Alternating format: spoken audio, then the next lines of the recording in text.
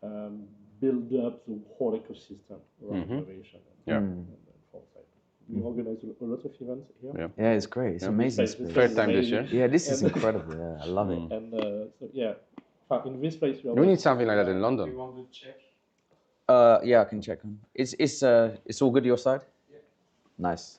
We need something like that in London. There's no. Yeah, UK Yeah, innovation such a- in construction. No. Very like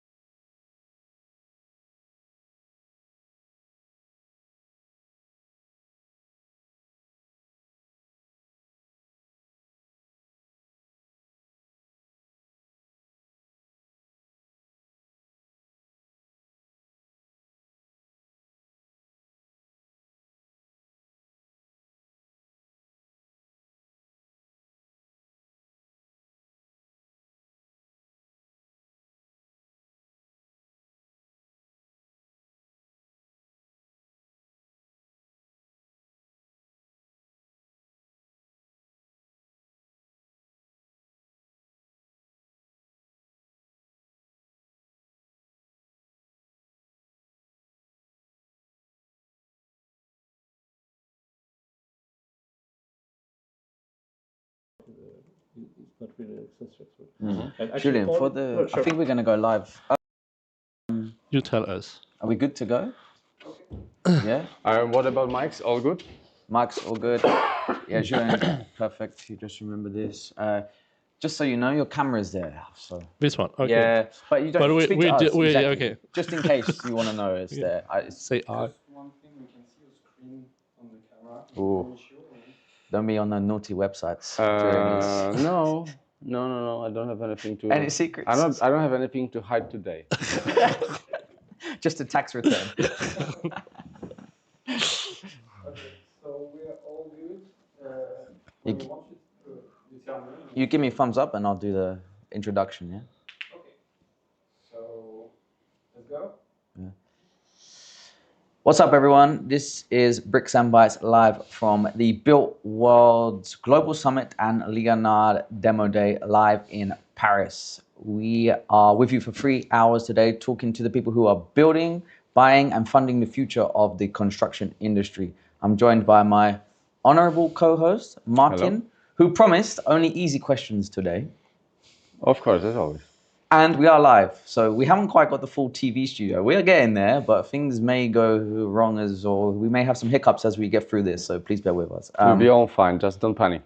I'm not going to panic. Martin, quickly, before we get to Julian, how was your dinner last night? My dinner last time. Oh my God. Last night? You always come up with these questions, yeah? It was good. What did I have? Steak and potatoes. Yeah. Is it typical French? It can be. Can be. It can be, yeah. I googled this. Yeah. Foie gras French sounds more posh. Please. Croquet monsieur Croque Monsieur. or soufflé. That's typical French. Yeah, Cook- so- Croque Monsieur is what they sell on EasyJet. You know the airline EasyJet? Which is for British people, and it's ham and cheese toasty, but they call it croque monsieur to make of it seem course, like sounds nicer. amazing, like French delicatessen. However, it's a cheap British airline, Food. Yeah. so it's yeah. Yes, that was good. How was yours? We had pizza here actually, thanks to the Leonard team. They bought some pizza. and Typical French red too. wine. Yeah. And It was really good. And I was French? very, very nice. The pizza wine. and French wine, wine? yeah. Yeah. Red wine from France. At least. Amazing. So we're embracing the culture here. We also have some limited edition Bricks and Bytes hats, which Julian, you have a chance to win. We have a challenge for you right at Oh, the end of wonderful. this. Yeah, Okay, yeah. So I we'll hope- see.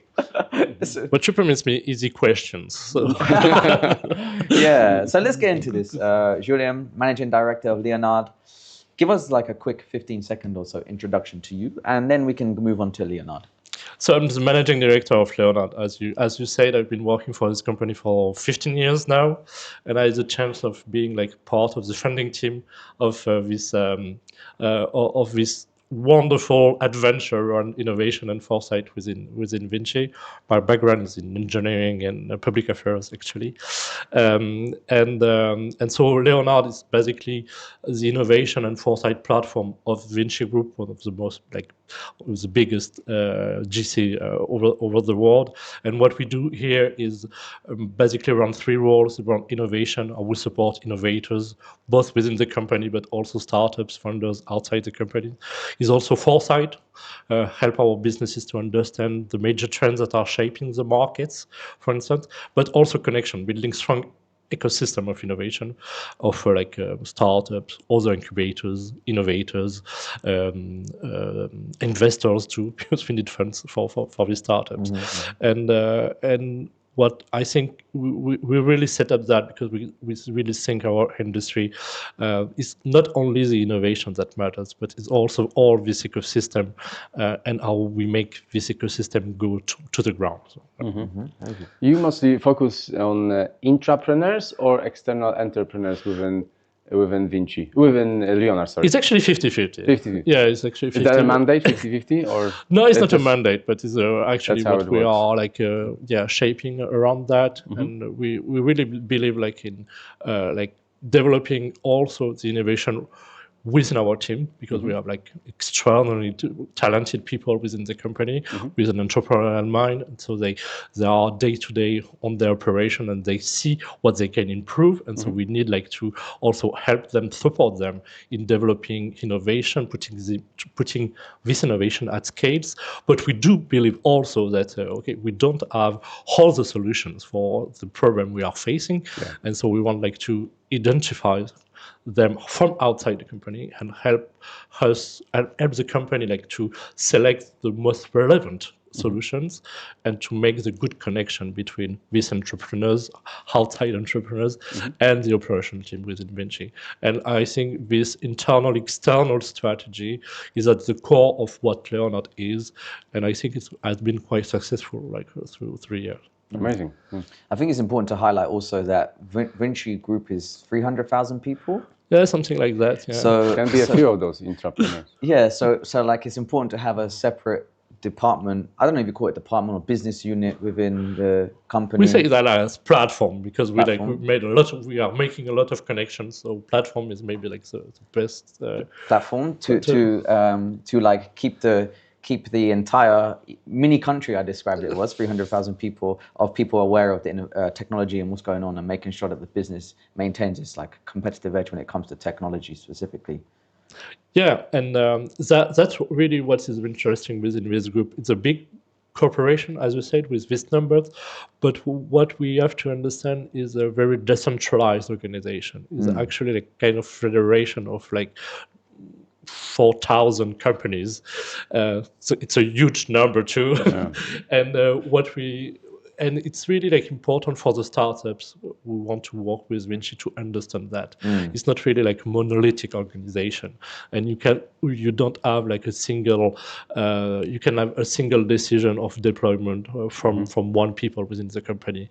And our objective is to help the startups navigate through these 4,000 business units, these little countries, or this archipelago, as we say, to make sure that we are a good connection. And it's quite interesting also for startups, because as we have a very decentralized organization, people in the field are responsible for their businesses, are responsible for their projects, and so they can make decisions about operation, but they can also make decisions about innovation. And when you are a small, startup, it's maybe easier to talk with people within this kind of organization rather than big corporation, monolithic big corporation. So also the objective is to make the good connection at the good moment with startups and operational teams. And when you have tested and validated your solution in one business unit, we help them to scale up the solution at a country level or business line level. Cool. Okay. You've been in Vinci for 15 years, you said, and Leonard 10 years. Indeed, something like that. Yes. So how has the technology landscape changed since you started, Leonard? What was definition of construction technology there? What is it now? Yeah, maybe I will highlight like three aspects. The first one is first the rise of AI, of course. Like we started like working around AI in 2017, so quite early, like on the path of the rise of AI. But that is really like solution on the ground. Like 7 years ago, it was really like something like a bit theoretical. Yeah, Okay. yeah, yeah. When you heard AI, like 2017 AI is like, what? Yeah, when we Yeah. started like talking about AI in construction, but Huh? why? Why else around that? So yeah, definitely this one. But we've also like witnessed a big shift from software-based solution to industrial hardware solutions. And we are not only like at the age of digital our processes, but also like developing like concrete solution, concrete like industrial solution to decarbonize, to electrify, to improve the safety, and it's really like I think like maybe like emerging solution, but the good example is about robotics. I think we are now around robotics where we were like 10 years ago with AI. I think in the 10 years from now, we will see like big rise of like robot enhanced solution everywhere, like on construction side. And the third maybe trend is about environment, especially in Europe, with like regulatory constraints, but also the rise of expectation from our clients, from our people inside the company too. And it's help us, how we reduce the environmental footprint of our operations. And so our technology can help with that. How we can adapt the infrastructure we are building or operating to the consequences of climate change. Very big issue, like nowadays issue actually. So yeah, this maybe like three trends are really like shaped the tech industry. So for the companies that go through Leonard, how do you determine like a successful program with that particular startup? Like, how do you say like they've come in to Leonard and wow, they've done really well because they achieved this, or because Vinci Group achieved this, or how is that? Your question is around value, and value is around deployment. Okay, you can have the best solution like on the shelf. It's not really the issue. What we are trying like to measure and to follow is how the solution are actually like deploying the solution into operations, and how people from the company are buying this solution for the needs. So this is what we measure actually. So it's the acceptation from operational teams. We actually don't have like any like power of decision. We are going to deploy this solution, and we want like people on the field to be convinced of the value of the solution. So that's what we want like to assess. Yeah, that's how you know. Very good. I got like a two-tier question. So do startups have to go through Leonard in any way to sell to Vinci? That's the first one. Oh, the first one. You want me to answer right now? No. No. And it would be like a big mistake because like we are like something like important for the group, but I think it's the tip of the iceberg. And like you mentioned, like the figure, like 300,000 people, 4,000 business units. If I wanted like every startup, every collaboration between a startup and business unit, like to go through Leonard before, it would be like a big mistake. No, the objective of each business is to integrate innovation where it's relevant, and what we want to do here is to structure ecosystem, also like to be able like to identify startups when they are needed from the business, but we also want to identify startups which are relevant for different business units. We also want like to make sure like people from a country A can also like take advantage of a deployment in country B, not to reinvent like innovation. And this kind of connection is really interesting. It's also like communication around like successes and failures can be of course. but definitely not if you're a startup and if you're Vinci like next door, go there and if you think relevant and deploy there. And actually the best success is we had with startups with our collaboration program is when startups actually like began to work with business unit of Vinci somewhere, and at some point they wanted, okay, that's a success, and I think like we have a good connection with this entity in this part of France. But okay, what about like scaling up with that? And so they come from us. And, okay, so we have a relevant solution. It has been deployed in this Vinci's entity, has been tested, proven, the value has been proven by the operational team, and we will help them like to scale it. And that's really interesting, like to see this like permanent discussion between the field and this kind of catalyst like organization that we can be here at Leonard.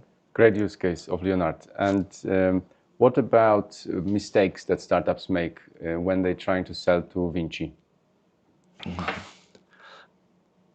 Two main mistakes. The first one is what I was talking about this monolithic organization. Vinci is not a monolithic organization, so you won't have with Vinci a unique answer to your solution and a global deployment. That's not how it works. So you have to convince maybe like different like business unit managers in different countries. So it can be like a bit long, but it's how it works, and we think it's really like how the business is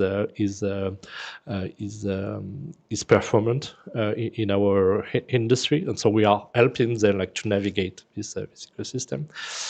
And maybe the other aspect is coming with a product mindset and not a deployment mindset. Is really like wanted like to sell a product and not sales deployment. And you are really like to understand the operational constraints and how your solution, your good idea, maybe your product can actually fit our operational constraints. Because when you are like a construction, you have construction backgrounds. You know, when you are like on a construction side, you have like several like problems to manage every day.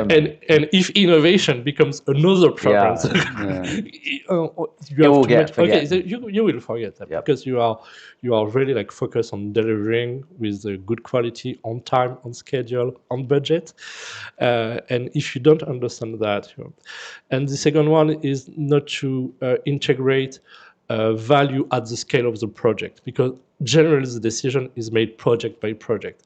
And if you are buying a value for like a pool of projects within like maybe 10 years, at the beginning it won't work, because the decision will be made project by project. So you have to prove your value for one project from day one. That can be a bit difficult. Very good. Okay, last thing then, Julian, before we bring Yogesh in. This is the winner hat challenge. So you're the first person we're going to try this on, and I don't know how this will pan out throughout the day. So let's see. But to win a Bricks and Bytes limited edition France Leonard Builtworlds hat, great. You have to guess both mine and Martin's age correctly. By the way, we can't be offended, otherwise we wouldn't do this. Okay. So don't worry, you can upset. We're going through a therapy session to work out what people think, how old we really look versus. Okay, that's a bit tough for a question. Okay. We won't feel offended though. Okay. You can't offend us. Okay, so I will say like around like 45, both of us. Okay. We'll reveal the answer at the end. Unfortunately, you didn't win. But it was the first answer of the day. Yeah. All good. Okay. Serious man. Yeah. Very good. Well, we can't. We'll tell you after. Sure. We don't want to give. I can answer you back the same question for me. For you. Ah, Now I know. I can have also like a goodie for you. Yeah, okay. If you guess Let's well. go 44. A bit less, but yeah. So I would say you are 41. Great. You won. What's the goodie? You have to come get it at the end. Leonard sticker. Thanks, Julian. Thanks We'll a bring lot. the next person in. Have a good day. And you enjoy the show today. Nice to meet you. Okay, we will reveal the tension. You could just go on LinkedIn quickly and check my figure. See you. I forgot to check my pension this Your morning. pension. You're getting closer to it. Next up, we have Yogesh. Yeah. Need to do something with it. We're going to show this to all the personal trainers and like doctors and be like, right, we just done a live stream and people think we're this old. Hey, Yogesh. Hey, Yogesh. We know Stand you. up, sit down. We have maybe 10 minutes with you. Nice to meet you, Martin. Hi, Owen. Hi, Owen. I Nice to saw meet you you. at Contact last week. Oh, The discussion at the front. oh, were you there? Yeah, I was in the audience. But, Oh, very nice. Sorry. Did he do well? yeah, really good. He wasn't stuttering? I changed the jacket this week. I went for a French kind of like Riviera look for the Paris. Riviera. So this is what we do. Jagesh, you have 10 minutes, right? Because you need to be on the stage in Svit. So we'll dive into this, of course. Quality Improvement and Innovations Director at Vinci Construction UK. So 15-second introduction. Good morning, Yogesh Patel. On the break page, do I go back to live? Yeah, go back to live. Yeah, sure. Okay, I'll do that again. So, Yogesh, so you're Quality Improvement and Innovations Director, Vinci Construction UK. Give us the 15-second introduction. Well, good morning, everyone. Yes, as you said, I'm the Quality Improvement and Innovations Director. My role is to really drive improvement across our UK sector. Vertical construction, horizontal infrastructure construction, facilities maintenance and management of the infrastructure and construction world in the UK. Cool, very good. What's the most difficult nowadays in terms of trying to innovate within the UK in construction? What are the challenges? What are the challenges?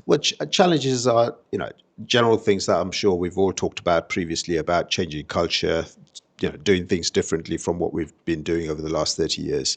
But I think the biggest challenge is ability to scale innovation. There are lots and lots of pilots and lots of proof of concepts taking place. You mean from site to site?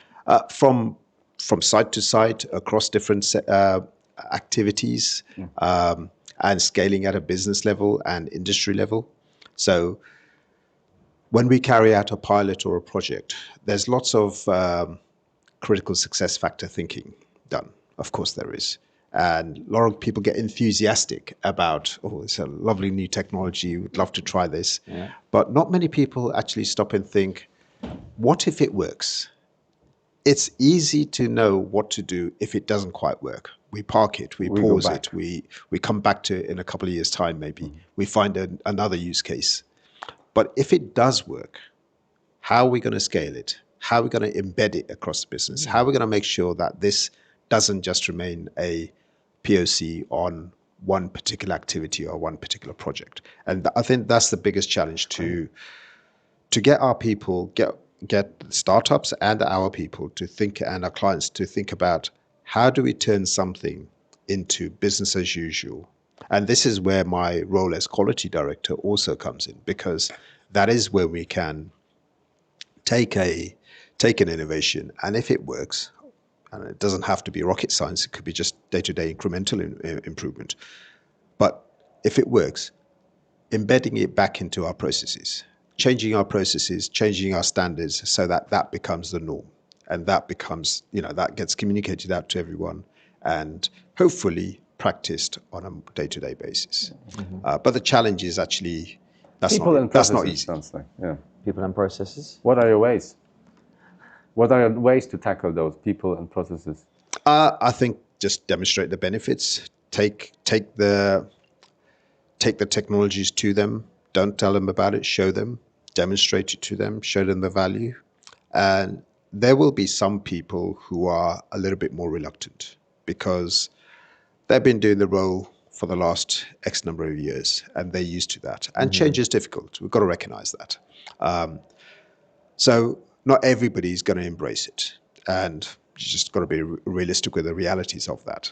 But work with those that are enthusiastic, and there are plenty of people who are, first movers, want to try the latest technology, and be the first to try that. Work with those, start with those, and get them infused, engaged.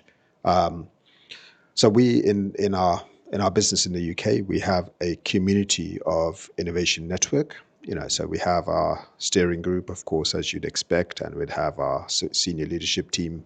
But behind that, at an operational level, business unit level, there is an innovation champion in each of the business units, and we get together regularly. We encourage them to share learning, open up, embrace ideas from other, and that's not happened overnight. That's taken time over the number of years to build up that community, build up that trust.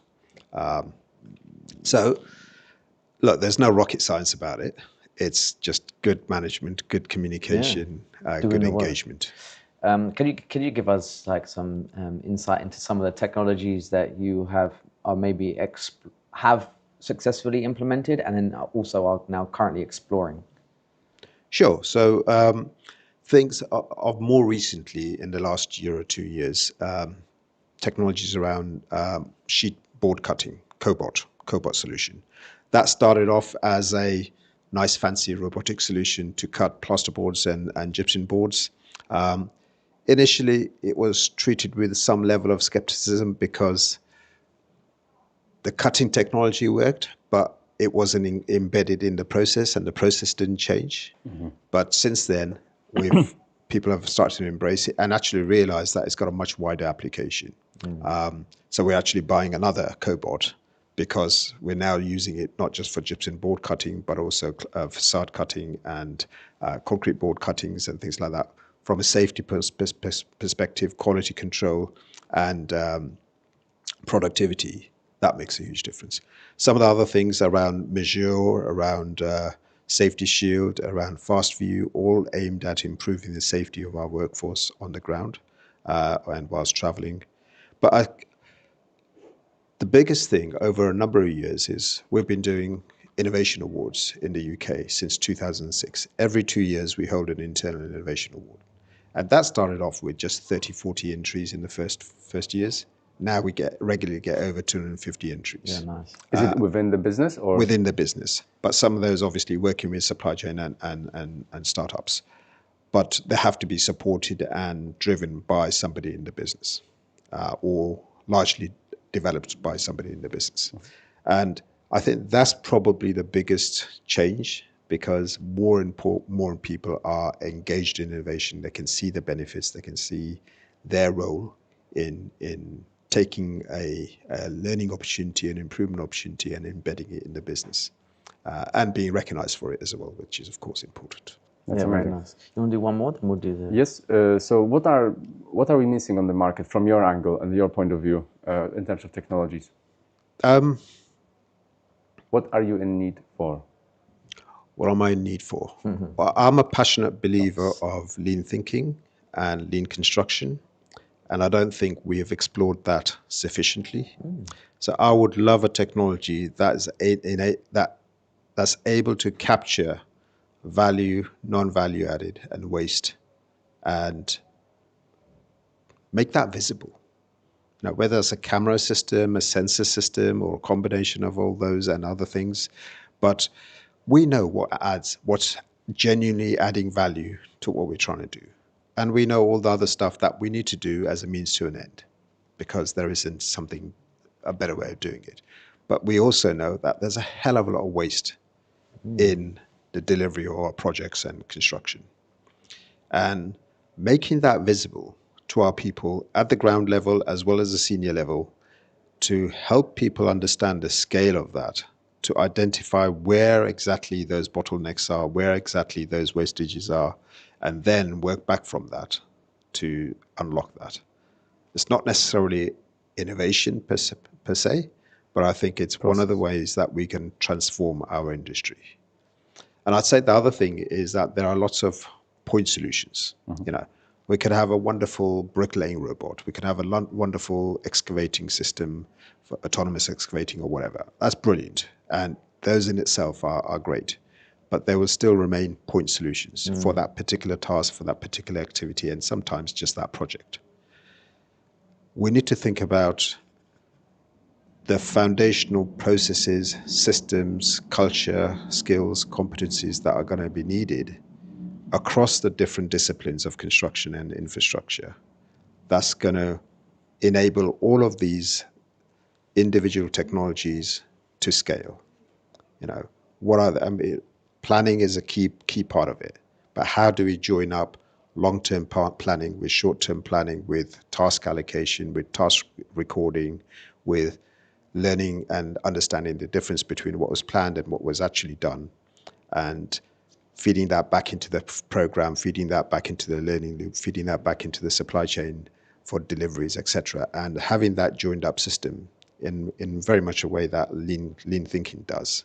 And so we need that systems thinking to really, I think, transform from point solutions and point innovations to industrial level transformation of our sector. Completely integrated, like no gaps in between each individual process that's happening. So from start to finish, you understand exactly what's happened, the integration of all of this tech. Yeah, not just understand what's happened, but planning for that and planning for the flow of all of those activities in a seamless way. Seamless not just in terms of the activities that take place on the ground, but seamless in terms of the way that data operates between systems, between different people, different tasks, construction is complex. Yeah. We have hundreds of supply chain partners and subcontractors and clients and architects and sectors involved. There's a lot of friction. Despite all of this technology, there's still a lot of friction amongst those different activities. We need a process, a technology, culture, skill set that enables all of that to flow and join up. Very nice. That's difficult. I haven't got the answers, but I think that's fundamental. I know you've got to go. So we've got one word answer on that. Do you think AI agents are the answer to what you're describing? And the master agent, which No. will... Okay, let's leave it at that. Yeah. Very good. Not without process improvement. Fair enough. Okay, cool. Yogesh, we're running this Bricks and Bytes challenge today, so you can win a limited edition Bricks and Bytes Leonard, whatever hat, France hat. But you have to get the question right. It's a challenging one. Don't worry, we can't be offended. We're treating this like a mini therapy session. So if you can guess both of our ages correctly, you can win a hat. now you're being We won't be offended. Don't worry, we wouldn't do this if we were, Right. 35, 39. Okay. Well, I can only say it's partially correct. Partially correct. We'll tell you later. We don't want to give away the secret yet, but we'll let you know. No problem. Thank you very Yogesh. much. Thank you so much. Enjoy the day. Thanks for having us here as well. Nice to meet you. Appreciate it. Yeah. Good luck. No worries. Hey, so we should score this. Why don't you keep score? Well, we have 45. Yeah, great, brilliant. Thank you. Are you on a break soon? Yeah. Yeah, I think so. Good idea. Yeah. So there's a break? He's in a break screen now. Yeah. So 45, 45, 35, 31? No, 39. 39. So put O here and M there, then we know. Bonjour. Bonjour. Hey, Marin, right? Yeah, Marin, yes. Hey. Hey, Marin. Nice to meet you. Nice to meet you, Martin. Owen. Almost married. Yes, almost married. Almost married. Let's shut the door.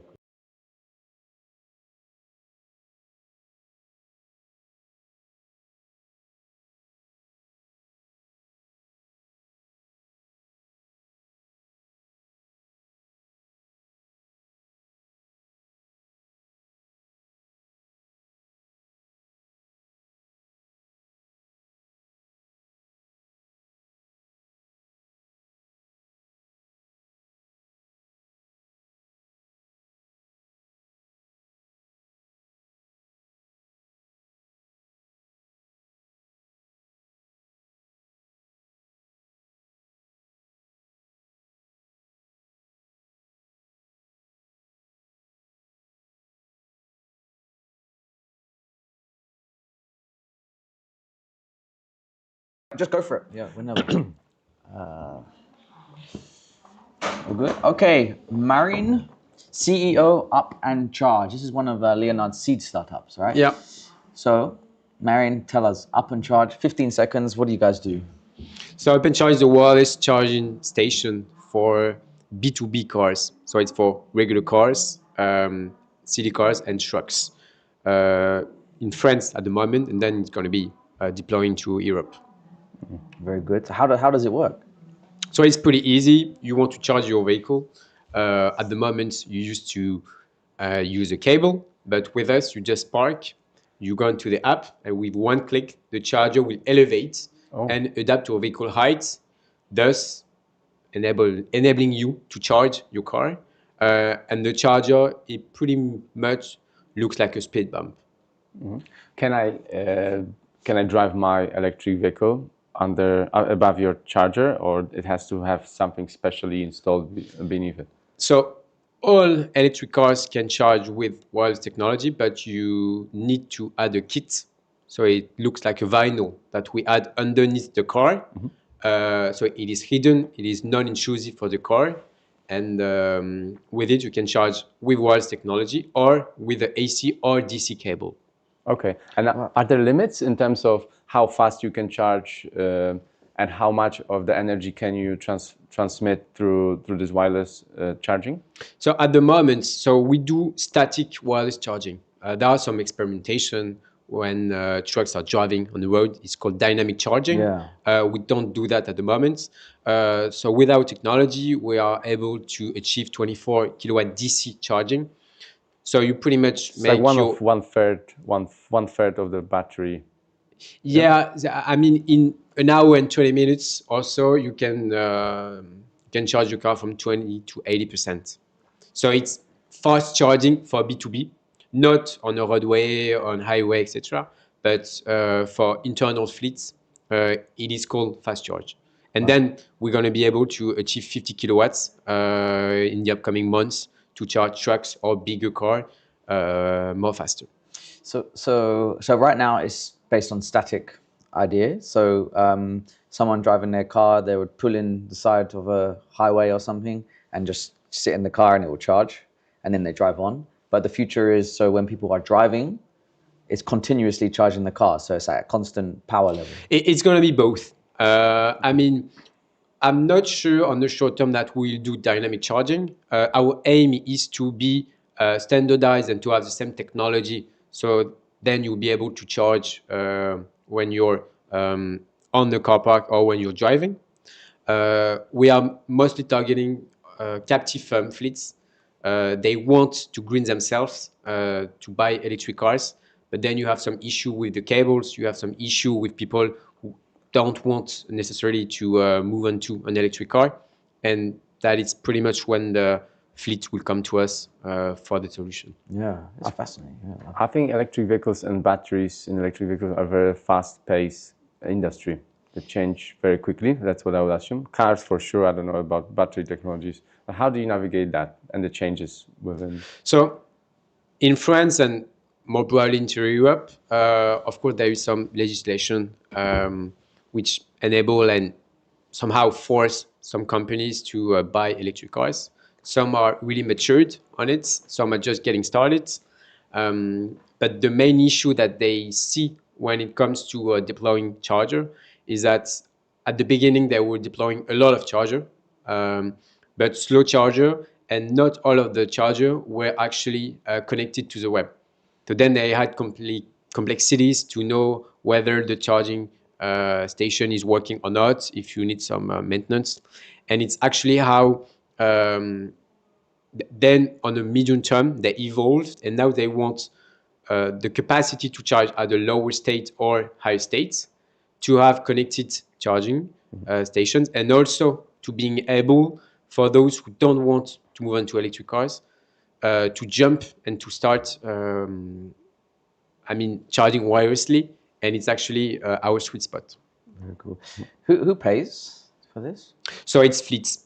So companies It's B2B, they are buying electric cars. They want charging station for their headquarters, for their different sites, or at the home for the employees, and so they pay for the stations. We don't do deployments on a roadway, etc. It's going to be later for the B2C, but on short term, it's mostly B2B, since we need to add the kits, and since, of course, it's easier for us to deploy high volume on the same site. Of course, yeah, makes complete sense. I wanted to ask about Leonard program. Yeah. As you are in the seed program, what has it changed for you? So basically, Vinci is a big group. I mean, they have more than 4,000 companies. So it's always complex to navigate on it and to know who does what. And with the Vinci and Leonard support program, we were able to sign up to 3 contracts. And more importantly, to know who is doing what are the main stakeholders, what are the main champions and ambassadors who can help us to navigate on it. And if we had to do it on our own, it would have been more complex, and we wouldn't have informal discussion between the customers, between also the Leonard chief and all of the different prospects and customers.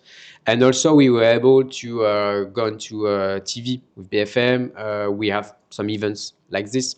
So, I mean, it's a real booster, especially when you're beginning to find your fits, your customer fits, and you want to deploy it more and to have some feedbacks. I believe that it was a great timing for us to enter the program. Very cool. Are you what stage is the business at now? Are you funded to pre-seed, pre-seed? So I'm not sure if, I mean, we had done... It's no label. I'm not sure about the label, but we have raised so far 7 million in dilutive and non-dilutive. Okay. We're starting to deploy the Series A from 7 to 10 million. And so out of our customers, we do have 5 out of the biggest fleets in France. So it's telecom, it's civil engineering, it can be energy companies. So we're starting to deploy with them with pilots, but then also with the French ministry and town halls. And now we're beginning to enter discussion into moving onto higher volumes. And since these companies are based in France, but they have a big network and big sites across Europe, especially, once we would have done the pilot with them, I mean, it's going to be pretty much copy-paste, even if we have, of course, to adapt to the different countries' expectations, but it's going to be pretty much copy-paste. And at the moment, our biggest customers are public, with town halls, with different entities, public entities, and also with big fleets. Okay, so what's the case that big fleets, why wouldn't they go for up and charge, right? Up and charge, yes. Why would they decide to stay with the cable rather than using induction? So there are several bottlenecks when it comes to charging with the cable. First, if you want to charge your car if you want to do like your 20 to 80% in an hour or 30 minutes, the charger without installation, it would cost from 10 to 20K.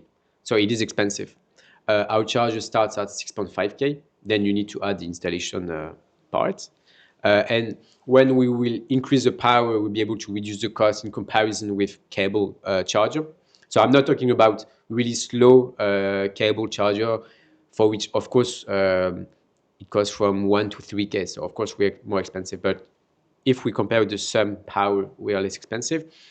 Also, there is less maintenance. We don't have any issue with the cable getting stolen, getting damaged. With the charger, once you're maneuvering with your car, truck, of course, you can impact the charger. Especially and when you drive like him. Yeah. Slow. You forget to take the cable out the car. I'm driving as slow as a 45-year-old. Yeah, it actually happens. And also one thing is that people with reduced mobility. So it can be elderly people, it can be pregnant women, it can be injured people. It's always hard to find the right cable, entangle it, plug it in, batch, etc. So we're not a gadget. We are actually solving operational challenges and making it easier to charge, especially for autonomous vehicles. because if you need to pay someone to plug the autonomous vehicles, I mean, it's not really an end-to-end circuit. So we are going to be also addressing this use case. I've been having electric vehicles for 6 years, and sometimes you have to put the plug first, then you have to tap your card. Sometimes you have to tap first. It's just every single one has different cable instructions. anxiety. Obviously, if we're talking about fleets, the fleet has the people within the fleet, they would know how to do it. I'm very curious about this. Is there an additional energy loss or resistance between the device and I don't know, transmitter on the other side, or the energy flows purely without any additional energy loss? So it's a great question because when we think about wireless technology, we always think about our phones, but it's not the same technology. With your phone, it can be from 20 to 50 watts. Nothing. For us, it's 24,000. So, I mean, it's a whole different technology. Having said that, when you charge as a slow charge, so with AC current, you're using the onboard charger, with a cable. You have from 5 to 20% of energy loss per charge. Oh, really? Yeah. 5 to? Yeah, 20. to 20%. Okay. It really depends on the vehicles and on the propriety of the charger. But when it comes with induction, so we're doing DC charging. So with a regular DC charging as a Tesla, for instance, you have from 2 to 5% of energy loss. You have less energy loss because you're using the onboard charger of the charger and not of your car. So we're doing the same, and we only have 5% of energy loss. So if we compare with fast charging, we have perhaps 1 or 2%, which is nothing. But if we compare with regular slow charge, we can have from 11 till more than 28% of energy loss saved. Okay. So, Marion, tell us the origin story. How did you guys get started? So It's a crazy story. Yeah, so it is a crazy story. So actually, it is my CTO who founded the company. He's a bit above 70 years old. He's pretty much 17. like 70. Yeah, 70. Yeah, 70. Amazing. Slightly older than me. He's someone who is always fixing things, imagining things. He actually worked on electric scooters more than 20 years ago. On electric scooters. Okay. Yeah. Well, unfortunately, we don't have it anymore in Paris, but there are still some. Yeah. And actually, one day he worked on his drone. The drone got stuck in the tree. It is actually a real story. He got to find it. He fell down. So he went to his doctor about the injury that he had. They talked about the patents that he actually was trying to deploy for his Tesla, because he had a Tesla and he was like, okay, I don't want to use a cable. I want it to be simple. They talked about it, and then they identified different person that they know to work on the company. So it's actually how my dad came in. It was in 2021. So all of the founders had more than 55 years old. I was doing my engineering school, and I was like, okay, I can help you pro bono because I like the project. And it's actually how I got into the company. At first, I was just in head of the business development, and then I structured all of the company to become CEO. Mm-hmm. And I was also with Anthony, who I met at Central, so the engineering school, and he worked at Valeo. And I was like, okay, you don't want to make like 150K in a consulting firm, I don't know. Come being employed with me, and we're going to be doing great things. And I can't promise you'll have a job in the next month, but we give it a go. And actually we gave it all. We gave it all of our weekends, and now we are a bit under 20 people. Nice. And it's getting to scale. So it's great to see the evolution of the company. Amazing. What's the main? Have we got time for one more? Quickly, then we have to. What's the main resistance from customers, potential customers? Like, why would they? Because it sounds so simple. Like, you should be buying thousands of them if you got 1,000 vehicles for everyone. Maybe not for everyone, because maybe you don't need it, but if you're buying, big bulks of it. The main one is the kit. Is the kit, because when we talk about the inductive kits, even if it is non-intrusive, you don't lose the car warranty. You have some issues or some, let's say, fake beliefs about the kits, and it's always hard. So you need to do some lobbying. You need to explain a lot with the car renter and with the customer. Got it. Porsche is doing it. Is doing wireless technology. So it's getting to be. It's gonna happen. Yeah, it's more going to widely. happen, especially since we have more electric vehicles. We don't have much energy losses, so the technology is mature to be deployed. Amazing. Very cool. Okay, one last challenge for you. So you can win a Bricks and Bytes hat. Yeah. If you want to win something like that, I don't know. Maybe they just get it really like No, it's wrong great to- because they don't want the hat. It's great to have a cap. But the challenge is you have to guess mine and Martin's ages correctly, both. But don't Wow. worry, you can't offend us. It's okay. It's okay. We have hard skin. You know. Yeah, we can say whatever you think. Uh, offense. I say 29. 31. We're Okay. getting closer. We're getting Yeah, closer. getting closer, yeah. Not bad, not bad. We'll tell you afterwards. We don't want to give away Okay. the secret yet, but Okay. yeah. Okay. Okay. It's not looking good for me, man. No, it's not looking good. But it's super complex. I mean, it's always a complex it's one not, to that. It's not electric induction problem. Yeah, It's much simpler. that's right. That's right. Okay, Marin. Thank you so much. Good Thank luck. you. yeah. Nice to meet you, Mario. Looking forward to the jacket. Thank you. To a jacket as well. Yeah? Yeah. Actually, we bought it for CES when we went to Las Vegas. Oh, nice. Yeah. And all of the people, they didn't understand the technology, but they just wanted A jacket. Well, there you go, so I was man. like, I'm gonna Does start it a lot of charge company. if I touch it? No. If all else fails, Paris Fashion Week. we'll see. Yeah, and you have the logo here and you have it here. Oh, it's beautiful, man. I love it.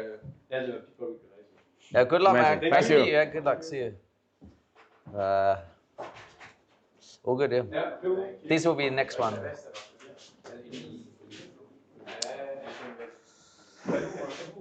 Oh, and I think you can go live pretty quick with these because these are funny guys. So we want to capture the raw. Do you mind if I get Of course, go for it. It's $3,000 a minute. 3,000. Really? Yeah. Your price has gone up. I know. It's We not have hard. to make Especially money. you just got. You know the hustle. Yeah, you seed This funding now, man. now. It's like, now Yeah. you can spend money. Now every time I want to do business with you, our prices are 10x more They really? expensive. Yeah. Now you are seed funded. So is my. We don't say hello or anything like that? Martin? Oh, nice and to we meet can go whenever you're ready. Martin, nice to meet We're you. on, yeah? Okay, Do you want to perfect. capture the hello? Huh? I think we got one. We're all good. What I want to, Beautiful. I don't know what's more exciting. I'll let you share the announcement. You want on me the to share fact the that announcement? You've been on Bricks and Bytes Might break the again, news. twice in Yes, 2 sir. weeks. But this We guy only has a lot of meet. We news. have a little romance going, you and I, because we Ooh. only meet in Paris. I do Can't like get enough you. of it. I really like you, by the way.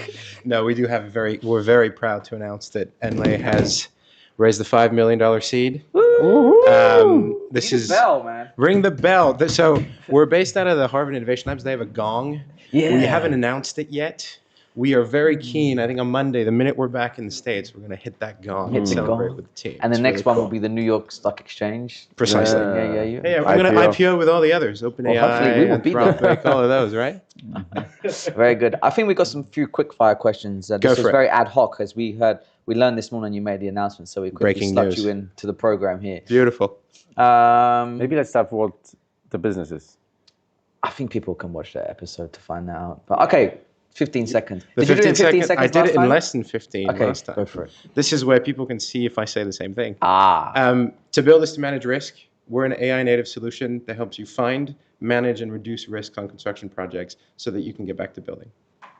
That was less than Pass. 15 seconds. Very See? rare. I've practiced. he's even Yes. sharpened. He's been just spending some of his hard-earned funding on the media You training. know, much yeah? like AI, practice makes perfect. That's true. You could say that about a lot of things in life. Very much. Okay, what did the investors see then? So it's 5 million seed round. 5 million. Yeah. What turned the investors? So I think there's two answers to this. There's one on the growth trajectory and one on the tech. On the growth trajectory, we do most of our work with GCs right now, general contractors. In the US? So we work in 3 geographies, the US, Canada, and France for Europe for now. So transatlantic is my answer. But we believe in a multi-geography poll early on. This guy's just taken us through all of our SOC 2 and GDPR and EU Act compliance stuff. Welcome to Europe. It's a lot of upfront work. Did you to do believe that. you would be working on all this when you were founding your company? I'll be honest, I did not think that I'd be doing this much compliance stuff, but you realize it's very, very important to make sure that everything's nice, safe, and secure, compliant. All your customers feel good about using your solution, so it's good. Very good. I've contributed and introduced you, CTO, right? Yeah, I was about to say, this is the guy with a PhD in AI. He's the one with actual authority. You want to introduce yourself quickly? Yeah, sure. Hey, so I'm Stamati, co-founder and CTO of Venlay, background in AI computational neuroscience. Before it was sexy? Before it was sexy. I mean, I thought it was sexy. So I started in 2017, the PhD, but doing research in the field since late 2014, early 2015. Real person. AlexNet era, that kind of stuff, deep convolutional nets. Good times. And so tell me a bit about what we're going to build on the tech side then. Yeah, so basically what people are excited about and what we're most excited about here is that we're building the world's first ever real predictive risk intelligence layer for the construction industry. And so what that means is moving away from these more reactive sort of solutions. The industry has a really tough time dealing with things as it goes on. They don't necessarily get to use the lessons learned that they have from their previous projects. Sometimes things, even on a current project, will be analyzed in pre-construction and then kind of lost or forgotten and then surface up again in the middle of execution. And so what we're doing is making use of all that past information to basically better manage, predict those risks before they pop up. What's the, it might be a random question, what's the probability that the risk that you guys are pointing out, it will happen? Because it's a probability game. If something happened in the past, Absolutely. it might not happen now to a certain degree. Yeah? I got a similar question last time in the sense that people think that when you say prediction, people think that you're gunning for 100% accurate every time. Except that when you put together a bid today, you don't exactly know what's going to happen on the project already. You're looking for a spray of outcomes, a list of scenarios, basically. So what we're building here is the AI is not going to tell you the one answer of what's going to happen. It's going to give you a series of scenarios so that when you as a human or as an enterprise make a judgment on the risk you're willing to accept, you're doing it knowing how bad or how good it could be, and you're making a judgment of which one you take. Would you give an example? Absolutely. So I have several lived examples of risk ones. The most salient one that I can give, I think I told the story, it was a lane closure one, which sounds like a totally boring topic, but not being able to... Next time you should come to these things and then you will learn the answers to these questions, yeah? Learn more. I won't tell the whole story again. You can go back on the previous episode to listen to that, but suffice it to say that something as basic as lane closures, right? Putting codes on a street, like that can't be that important. Actually, that determines whether you get access to go build. So if you underestimate the complexities of doing that, that can have massive knock-on effects to your schedule and your ability to produce. But it sounds like something, oh, how much does a cone cost? I'll put that in my budget and I'm done.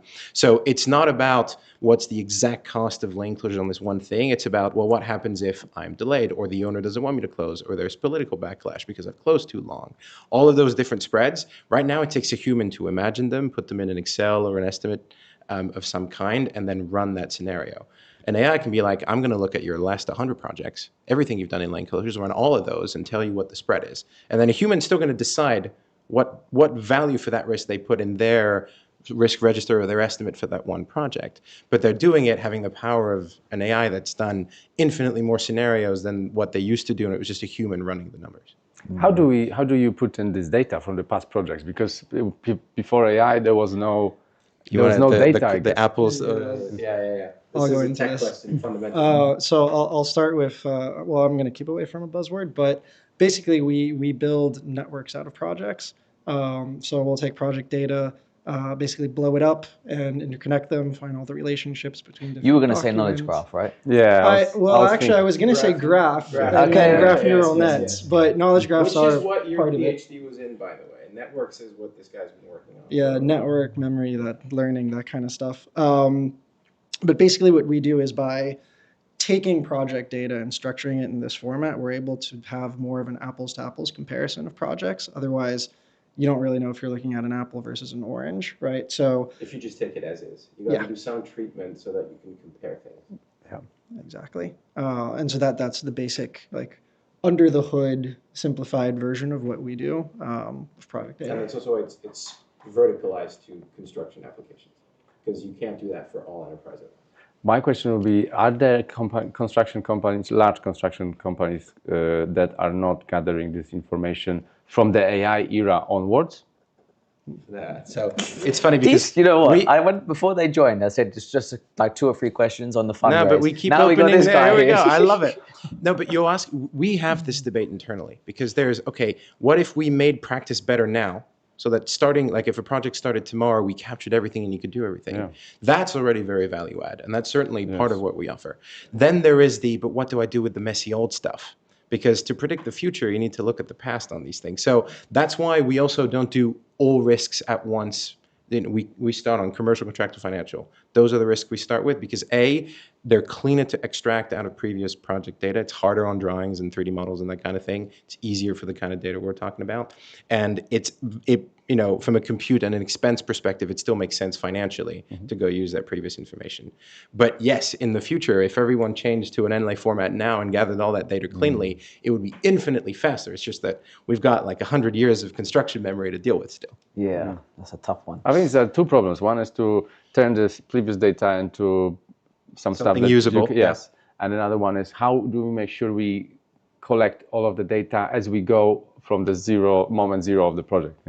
On that one too, our main thing is we know people don't change habits, or if they do, it takes really long. AI can help do that capture without requiring someone to totally change how they work.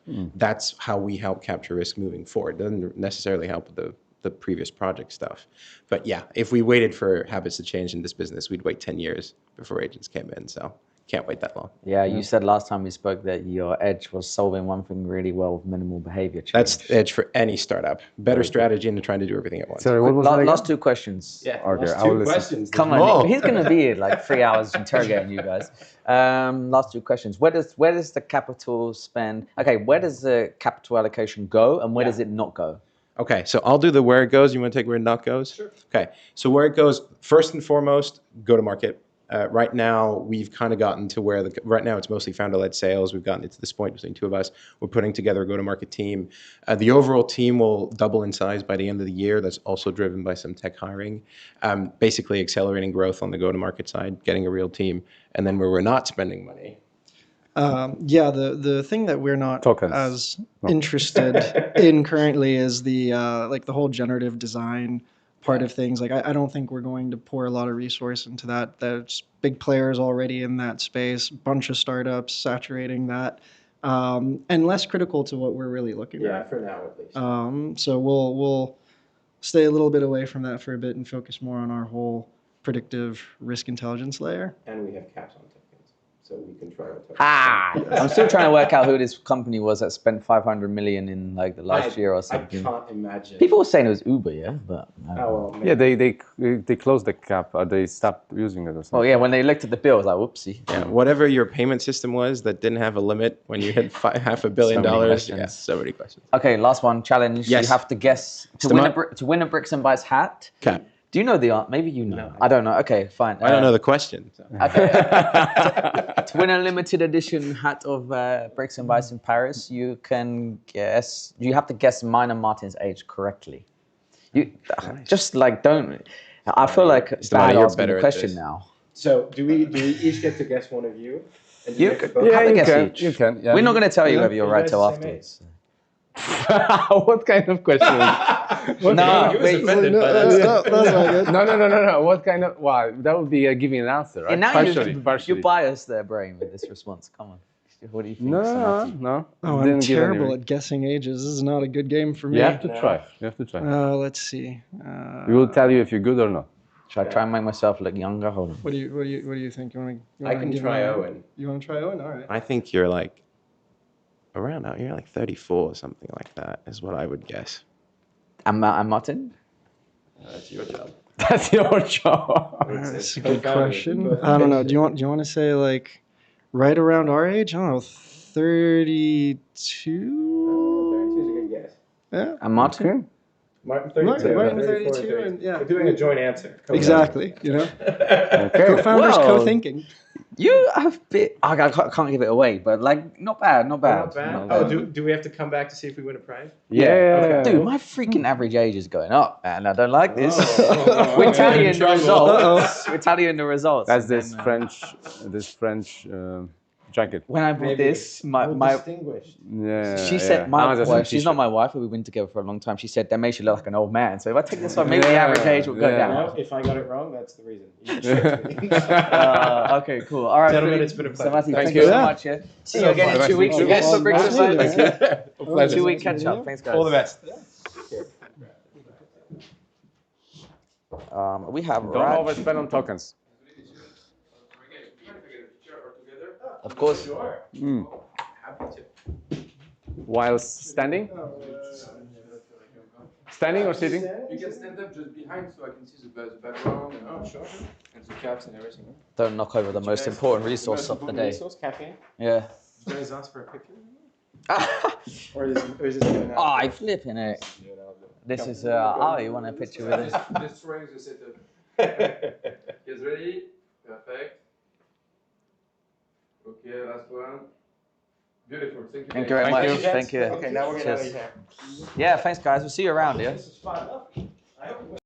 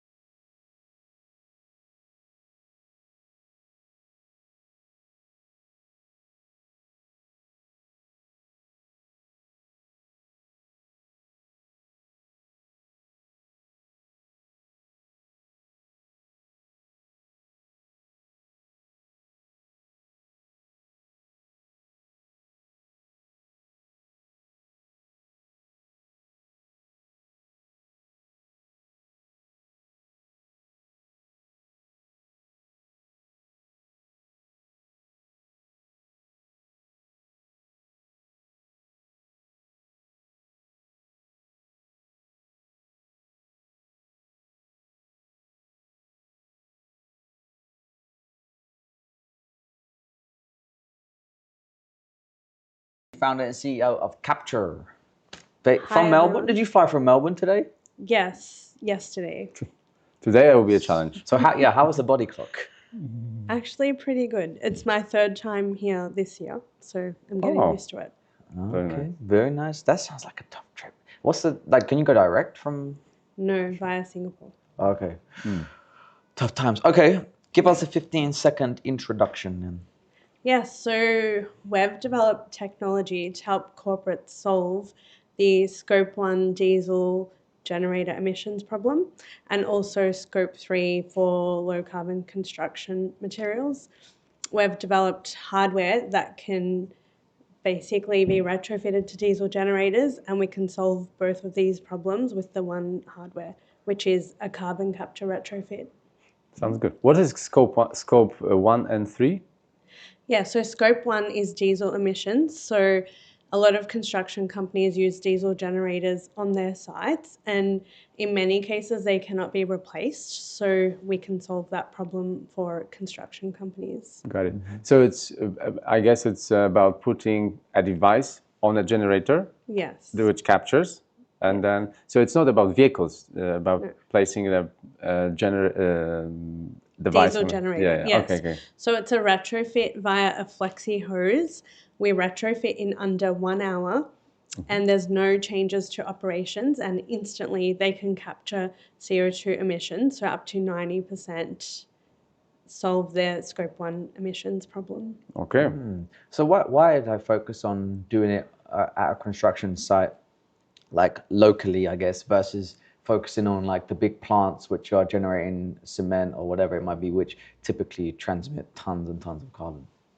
Yeah, so at Capture, we've taken a different approach. We're focusing on small scale emissions, which I believe is, whilst carbon capture is tricky in itself, it's just easier to develop technology and prove it out on small scale versus enormous emissions. Then you need a lot of money for infrastructure, teams, and all of those things. So we've really taken a different approach and starting small. And what happens with the carbon once it's captured in the device? Like, what's the journey here? Yeah, so we convert it into a mineral powder that can then be sequestered into concrete on site. So there is no post-processing, and it's a zero emissions material that can go directly into construction. Okay, so I love this. If there's a large site somewhere in the middle of nowhere, they have 10 large generators because there's no power, and that means that this site is not emitting any carbon from these generators at all? Yes, so we can capture up to 90%. 90%. And then, Yep. and so then, okay, so it comes out of what do you call the thing that goes onto the generator? A retrofit. Just the And retrofit? it's our hardware. I call it a device. We're about to name it shortly. Yeah. Come on, big reveal. Do you name it after a person or? Unfortunately not. Like how everyone AI agent has a name? Yeah, yes. It'll probably be more along the lines of a model. Yeah. Okay. Yes. Yeah, that makes sense. I think as companies evolve through their hardware versions, they have like a name. Yeah. Like Tesla is Model 1. Yeah. So this turns diesel generator goes into the hardware. Hardware spits out the mineral powder. Yes. Powder then goes into concrete. Yes. Also, so you're literally taking this and like, how does that work? Because are people not scared like putting something else into their mixture of concrete when it's already like, people are kind of scared of that already because they have to test it and make sure it passes tests and everything, and everyone's like, is it going to pass? So the beauty of our technology is they're already using these materials on site. So our byproduct is calcium carbonate, but it's 99% purity. So it's much better quality than what they're currently using, which means it performs better in concrete. So we get really good early strength. In Australia, we worked with Permacast, which was one of our early partners, and we've met Australian standards for filler, and we're currently commercialising a concrete mix. And we've now partnered with Deakin University and Vinci Construction, which is very exciting. We are one of the first startups in the world that they're doing R&D for, and they're now testing our byproduct and looking at developing low carbon concrete mixes.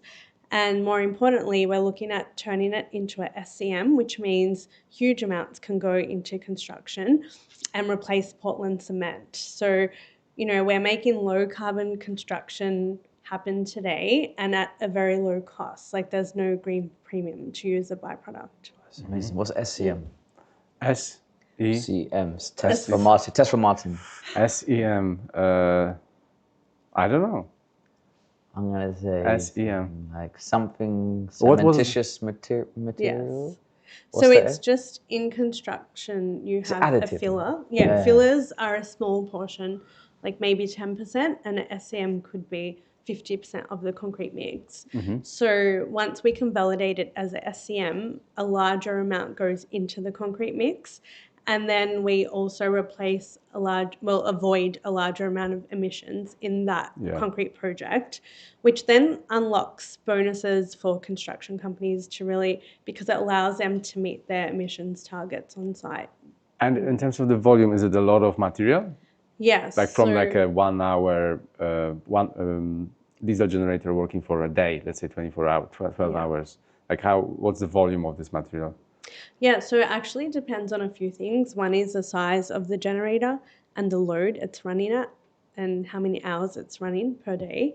But for every ton of CO2 we capture, we produce nearly 2 times the amount of byproduct, which really helps stack up the economics of our carbon capture technology. Twice as much of the byproduct. Yeah. And that is, so for every ton you are capturing 2 tons of material. Yes. Okay. Roughly. I guess the volume is quite large then. Yeah, Can be. and I guess concrete materials are the most used materials in the world. so there's not a shortage to, Yes. sequester and. But usually these the concrete would come from concrete factory. That's how would you say it? Delivered by lorries to the site. Yes. So in your case, you would have to have a concrete which would be mixed on construction site Well, using your material. Yeah, so some sites would have a batching plant there, depending on the Size setup. And in other circumstances, we would have offtake partners where, it comes out into bags, they can lock it up, and then someone would need to collect it. So it depends on the site and how they're using. Yep.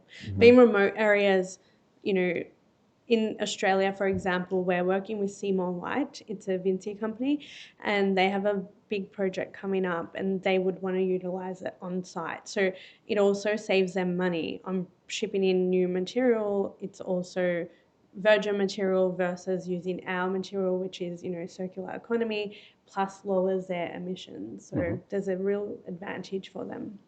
You said that it takes about an hour to retrofit the generator. Yes. Like sounds like it's a very simple device, or The retrofit is simple. the retrofit is Man, the device is not simple. Yeah. yeah.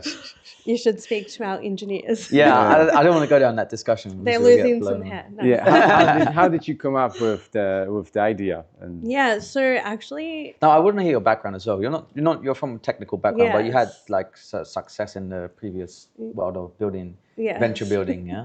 so I'm not an engineer.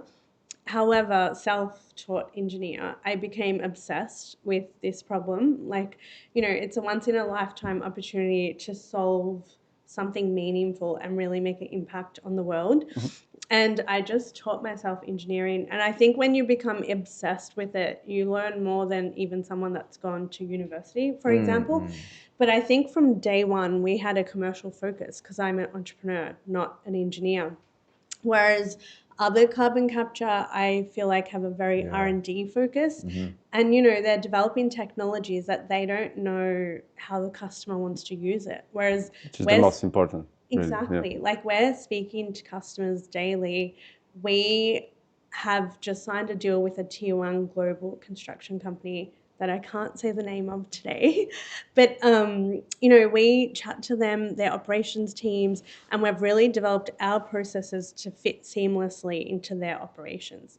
Otherwise, you can't scale and really make an impact. You're the missing piece to a lot of these hardware companies. Yeah, amazing technology, but how do you really get it into the hands of the people using it? Yes, exactly. And, it needs to be affordable.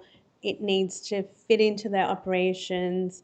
It also needs to be like user friendly because customers don't want their teams to be spending hours using our equipment. And traditionally, It's only 1 hour to install it. yeah, and traditionally in carbon capture, you need engineers to operate and maintain, whereas with our technology, anyone can operate it. So. What is the main pushback from customers, potential customers? Why not everyone in Europe, which is so against carbon emissions and all? Why not everyone is using it yet? It's because it's not ready. So, we've had a lot of interest in our technology and no pushback really. The main issue is we're building it. So in August this year, we're moving to TRL 6 trials, which is our final field trials. And we have trials set up with Seymour White and one other tier 1 global construction company. Actually 2 others. So we have 3 trials in Melbourne, but 2 are unannounced at this stage. And we will have 3 months trials. And once they are completed, we will create, live video demonstrations, a report, and from there we will commercialize and start scaling. So we have also secured the largest telecommunications company in the world as well. They're looking to partner with us. It's just a matter of getting the tech ready and then we can start scaling. Wow, you have done such an amazing job. Well done. Last Thank 2 you. questions. One, we actually had someone from Bricks and Bytes page post this. I'll read it out verbatim. So it says, you're crushing it in the developed world, particularly in construction, Europe, USA, Australia, etc. But what could you bring to the growing Asia and developing world? Is this happening? Is that happening? Are you focusing on that part of the globe? Yeah, so one of the telecommunications companies that we're looking to work with, they are looking at South Africa. They have a huge diesel emissions problem over there. and they can't deploy alternative renewable solutions because not only cost, but also they have other issues like, remote communities that might, basically, I think their renewables can get stolen is what I didn't. I was thinking of a way to say it. Yeah, well, yeah, it is what it is. Yeah. And then there's a lot of those issues in third world countries. But our solution, especially in Asia, it is going to become even cheaper than Europe because with carbon capture, it has a lot to do with logistics. So, if we're closer to our suppliers, the solution becomes cheaper. Manufacturing is cheaper in Asia. So I really think that we could make a huge impact in these countries that can't afford renewables or really changing the way they're currently getting their energy. Just before you said the last one, what's the business model? How are you thinking about charging? Yeah, so we have a leasing business model. So in construction, they normally lease their generators, so it makes sense for us to have leasing. And then we sell them the chemical that they use to capture the CO2. So it's kind of like diesel. In a way, a car and it's diesel. And then we will generate the byproduct, which they can either utilize on site or we sell off to an offtake partner. And then that offtake partner can generate revenue by sequestering into concrete, which is between 150 euros to 500 euros because we use a mineralization process, which is the best process to sequester CO2 in the world. It's the most permanent process to sequester. It's amazing. Are you what stage are you funded to right now? Have you got a stage? Yes, I'm like Vito. So that's another story in itself. Because I wasn't an engineer in my early days, like no one really believed in us. So we're very lean. And because I have a business background, I know how to run a lean business. And Very good. we've just been very lean. We had angels in the early days and now we had a grant as well in Australia. So yeah, it's just super lean. But we are looking to raise a Series A probably in September. We're going to open around after these upcoming trials are complete. Very good. Love to hear it. Great job, Raj. Okay, now is the really tough part. No. So the good thing is, or it might not be a good thing, is you can win one of these hats here, Bricks and Bytes limited edition. I had my eyes on them. The tough part is you have to guess Martin and I's age correctly. Oh, okay. Well, your skin's looking really good for your age. Wow. What skincare do you use? He does have some cream in the bathroom, which he does. I did. Yeah, I did. And then some of this. Thank you. You're welcome. Maybe 30? Oh, man, you're smashing it, man. Okay. Owen? 32. You are very polite. Not bad. We can't tell you yet. We have to wait till Can you read this, Ryan? Yeah. Don't Joe fiddle the numbers. We're going to total this up at the end and see who has the lowest average age. No, we got everything on the tape, so. Yeah, that's true. Raj, very good. Nice to meet you. Thank you. Nice to meet you. Thank you for having me. Nice to meet Good you. luck. Thank you very much. See you around. Thank you. you. Bye-bye. So do I get a hat? No. That's, unfortunately, we'll reveal at the end. We'll find you. Yeah, but sure. The closest person, you were, no, I'm not saying you were the closest, but the closest person will get if no one correctly guesses. Because I don't think anyone's going to get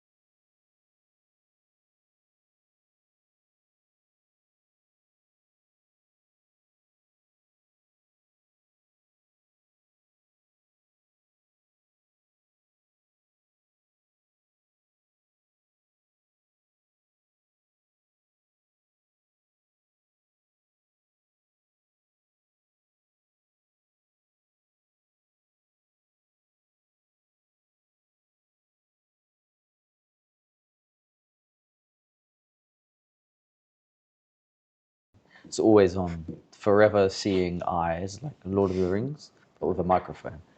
Okay, Nicholas Razin, Head of Sales at Enodrape. Give us the 15-second introduction to you and Enodrape. So, me as the head of sales of Enodrape, I'm of course collaborating with the team to develop our commercial presence in Europe, mainly in Europe. And the purpose of Enodrape is turning the underground spaces into renewable sources for heating and cooling of the buildings. That's simple. So like a building has a basement or floor below ground, and you turn that into a heat source for the building. Wow, that sounds freaking technical. Basement or floor below ground? I'm just trying to figure out what were you thinking. Well, what's the difference? It's the same thing. Depends what country you're in, yeah? I don't know. Okay, and what's the so what happens actually in reality between panels and the structure of the fabric of the basement or underground structure? Okay, so we're not talking only about basement. It can be basement, but it could be underground parking lots, tunnels, technical galleries, storage, everything that is underground. And the size of it has to be large, small, domestic, or industrial? Not domestic. So far, we are not designed to private houses, for example. Yeah. Residential, commercial, transport uses, no problem. But we need critical size, which is only 80 square meters, which is quite small for any more than complex utilities. And so how are we functioning is, so we are installing panels, geothermal panels, onto the walls that are in contact with the underground.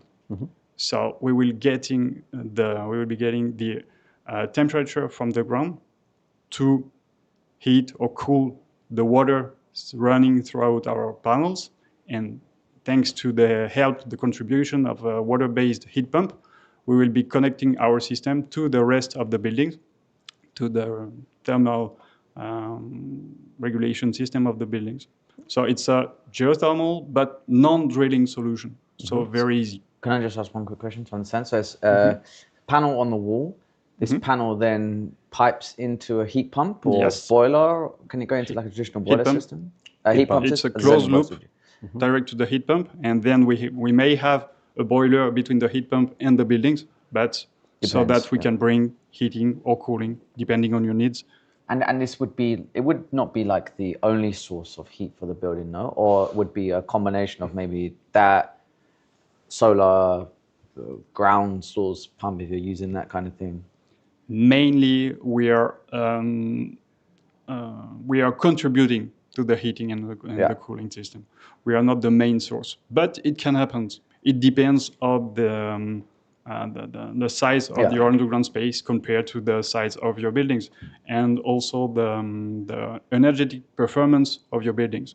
Is it brand new at the top level in terms of energy consumption, or is it an old one and you have to bring a massive amount of energy to keep it running? Yeah, makes sense. Yeah. Depends. How do you manage? How do you measure the energy value add? Excuse me. Say that. I'll start again. Okay. How do you measure how much energy are you adding, or maybe efficiency is the right word? How do you measure efficiency of these panels and the whole installation? Like how much value does it provide in terms of energy to the building? Our efficiency is like any other geothermal solution. That means that you inject 1 unit of energy and you are getting 3, 4, 5 units of thermal energy to bring to your building. So it's what we call the COP, the coefficient of performance. And this data, you have it in every heat pump based system, because in our case we are running between 3.5 to 5 COP, and for example gas boiler is just 1. You inject 1 unit of energy, you're getting 1 thermal unit heat for your heating. So it's very basic, and we are running like 3, 4, 5 times more efficiently than a gas boiler, for example. So who's the buyer of this?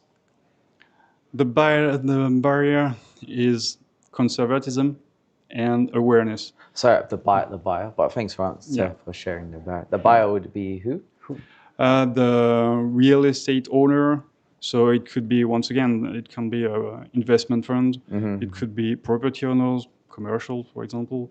It can be social housings, etc., etc. And how is the sales experience from you, as it's your profession, right? So how are you finding the selling into these people?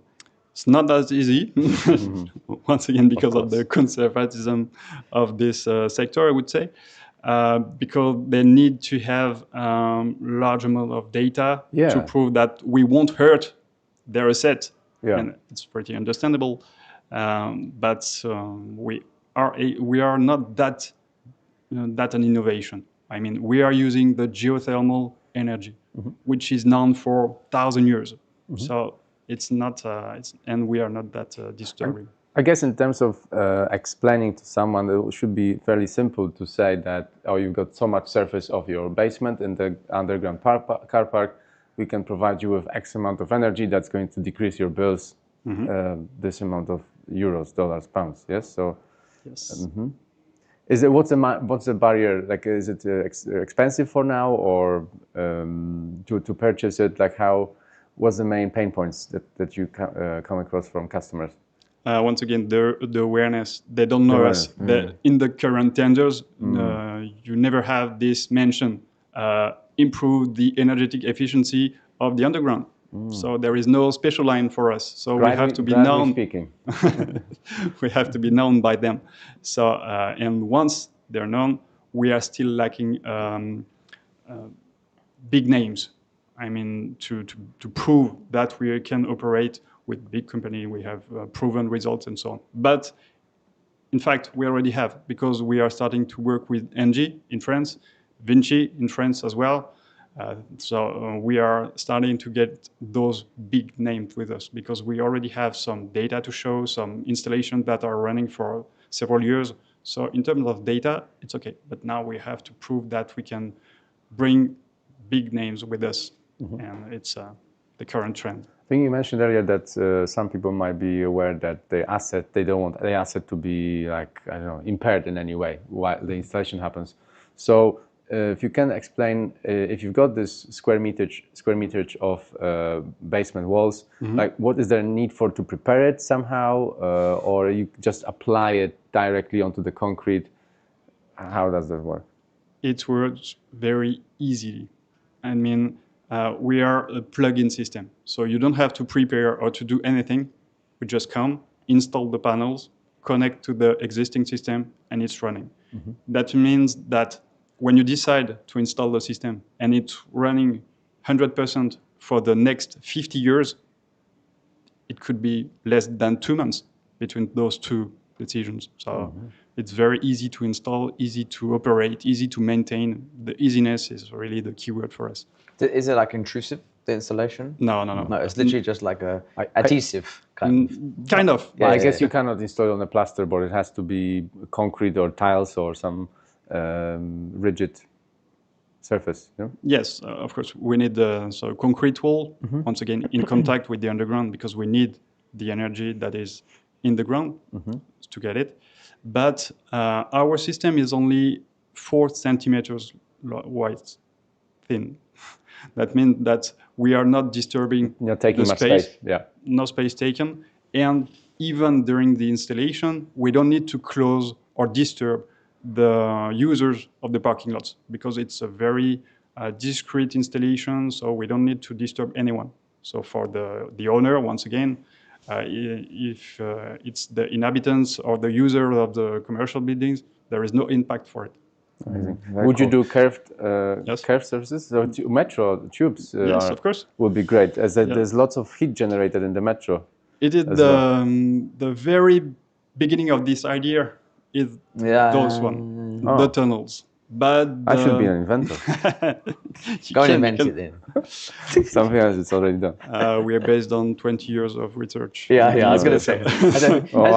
Martin walks into a tube station. I'm a bit older than that. Goes, oh yeah, I just thought of this idea. Inventor. Okay, Nicholas, very cool.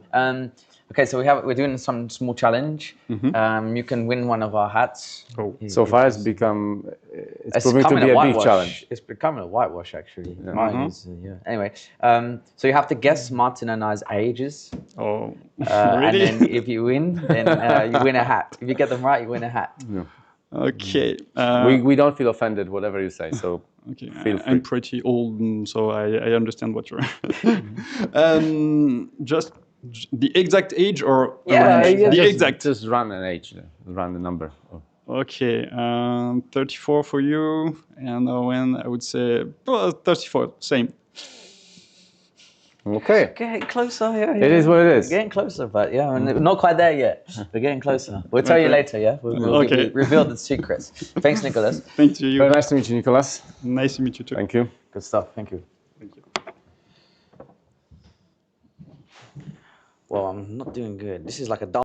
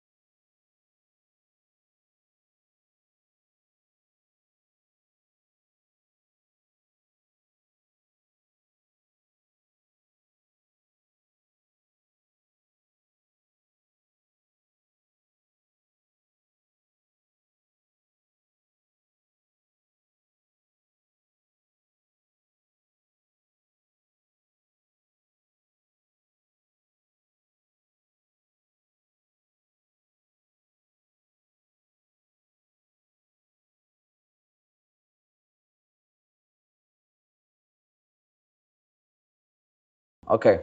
All right. Yeah, you do. Yes, if you could. Good question. I'm glad you reminded us. Okay.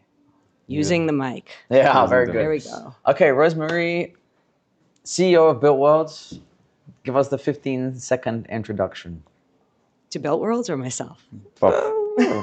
We leave it to the imagination. As I was saying a little bit earlier, come from a contractor, Canada's largest general contractor, but I actually have a background in legal.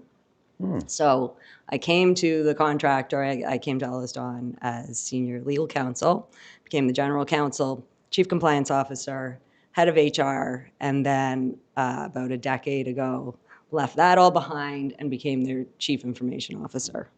And also accountable for the digital and data strategy and digital transformation at the company.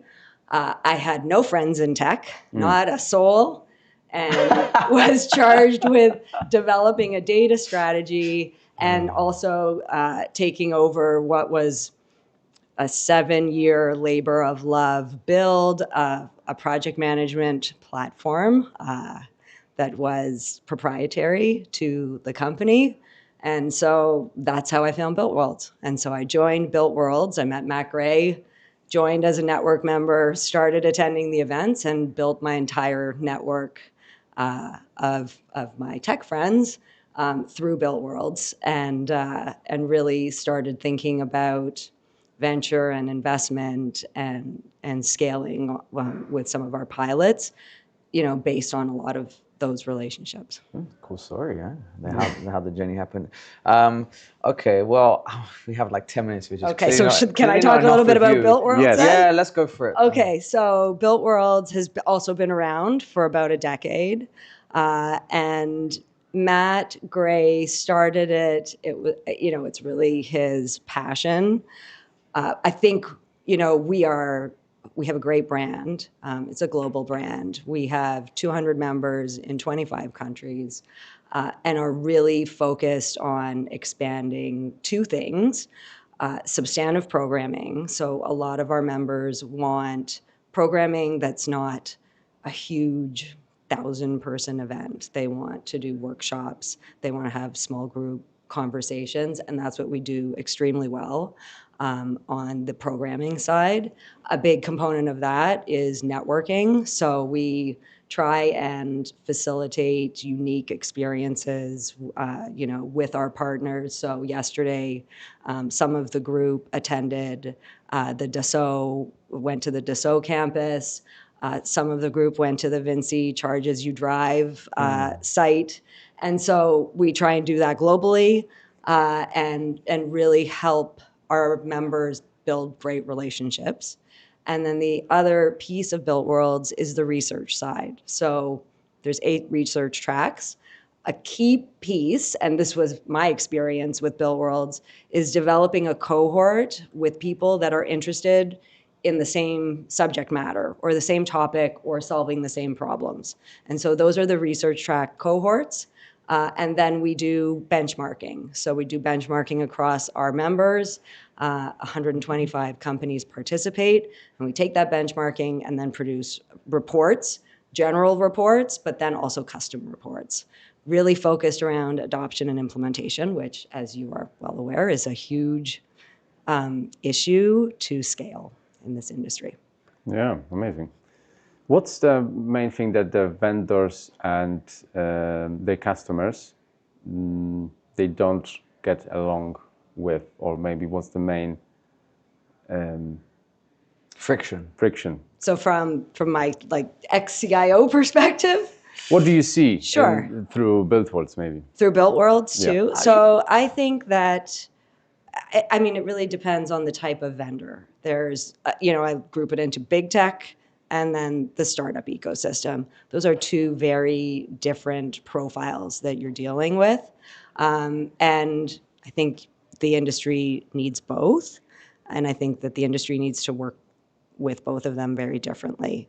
I have really tried to incorporate and think about different ways we can work with big tech within the Builtworlds sphere. We do partner a lot with big tech while still remaining neutral. So there's not one provider that we're affiliated with, but we'll By big do. tech, you mean like Procore? I mean Autodesk? Nemetschek, yes. Yeah, yes. Trimble, blah blah. Yes, Yeah. exactly. So we did like the Munich AI event with Nemetschek Yeah. last fall, but it was everybody was invited. So they didn't say, "Oh, we only want our customers and we don't want any other Yeah, tech." it's important. Yeah, So it's really for the important to set independence. that tone, and then I think it creates a much better dialogue between users and customers and big tech. And big tech gets the opportunity to better understand what their clients want and really showcase their abilities to be thought leaders instead of just vendors.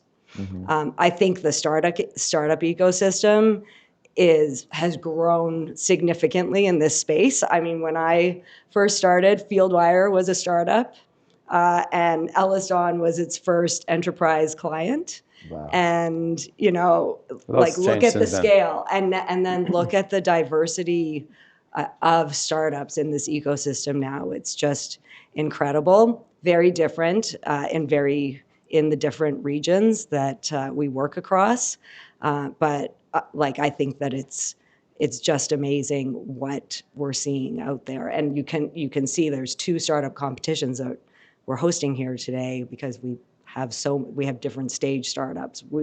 The industry never had that before. So what are your the customers on the corporate side? I assume part of your member network.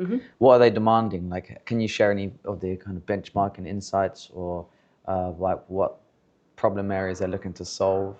I think the one trend that I have Can't seen. say AI, please don't say AI. Don't say trend. Don't say But it's AI. not. No, don't say AI. I'm not. I am definitely not going to say that. Because there's a lot of technology. It's like Gilles said, the industry, we do not have a technology issue. We have an adoption, implementation, and scale issue.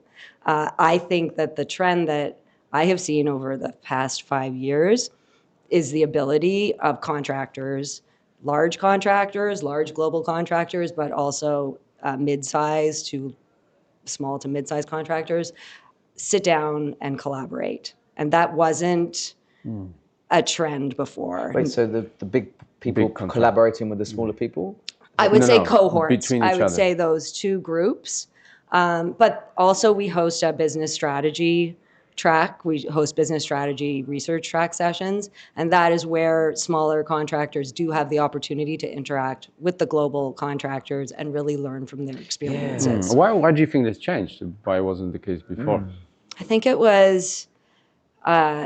Everyone I was in think the that race everybody and was trying to chart their own course, and then they realized that one is the things were smartest. very, and very complicated, and maybe there's not so much secret sauce Yes. at the foundational layer. Yes. It's really what you do beyond that in terms of your tech stack. Yeah, because what I found is that when we were having this fireside chat last week with £5 billion contractor in the UK, a lot of the technology he was describing, when he was describing it, I just thought, yeah, this is like so inaccessible to like the majority of the construction industry. It's only available to someone who is turning over X billion pounds. So I think it's interesting to see the connection between large and small.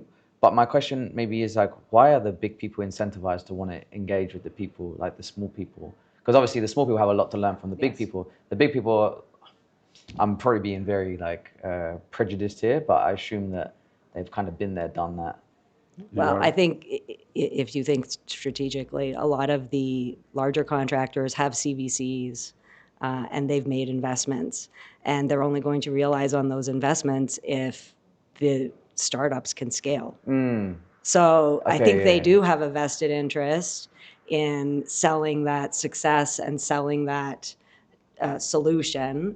I also think that if you think about the supply chain and you think about specialty contractors, I think they're almost partners and sometimes dealing with more technically complex problems than your big GCs. And so they want to work together because they're working for the same clients on the same projects, and they need to be more technically integrated.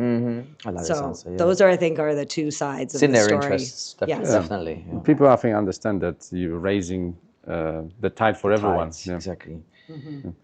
I wanted to ask about, in your experience, and when you look through the startups that you work with, perhaps, what kills those that cannot survive like first, let's say, year 2, 3? What are the main sources of death?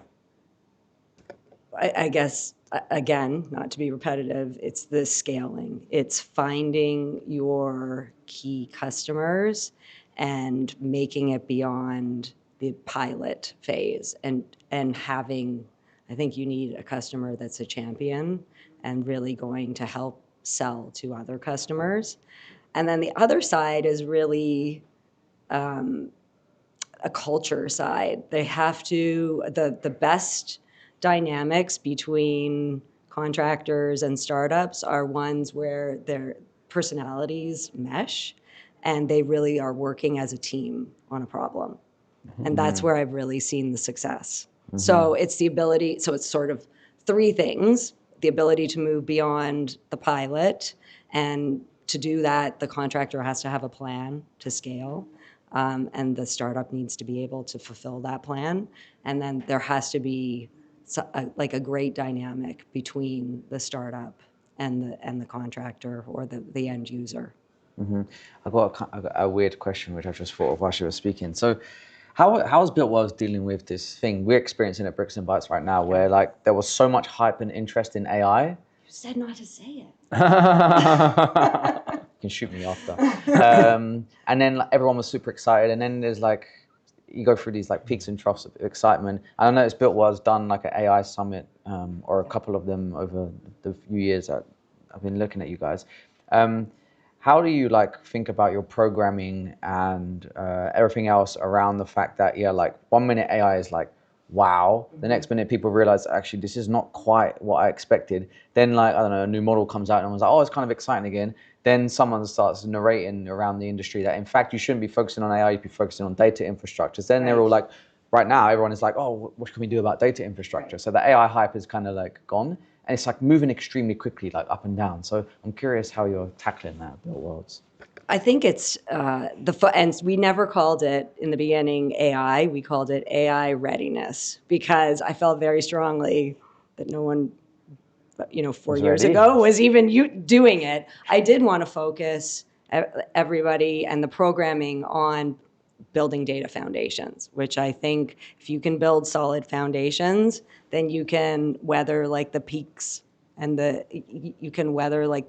valleys, and you just have to stay the course. And that's really the idea, is really to equip the network with those tools, and host sessions that focus on not flashy AI solutions, but really like how do you build a data foundation and how do you work with startups and big tech in this space. You're tuned in. Very good.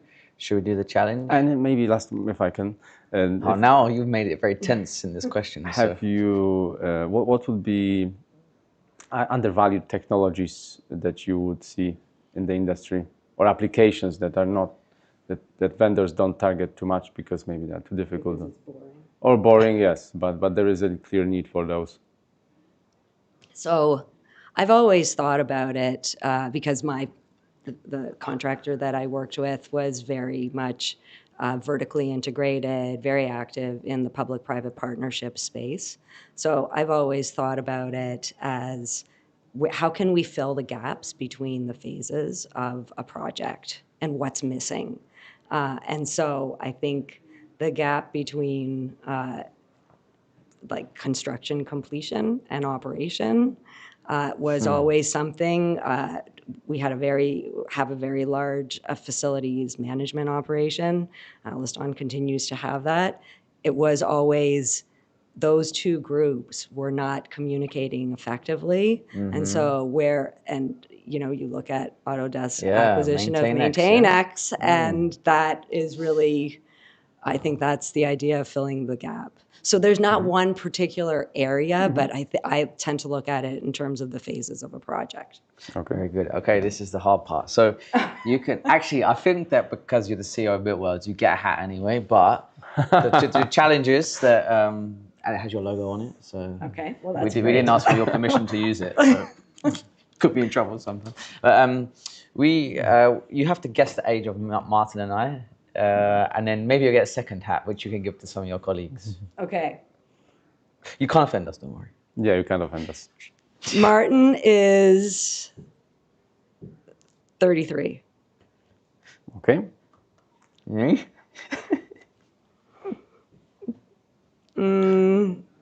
38. Okay. Wow, I need to switch this blazer, man. This is not good. Oh no! You won't find out anyway right now. Okay. We will tell you at the end. Okay. All to be revealed. Thanks, Rosemary. You want to take one? You should have one because it's a souvenir. Thank you. Very nice to meet you. It's great to meet Thank you. I think they wanted to do a photo.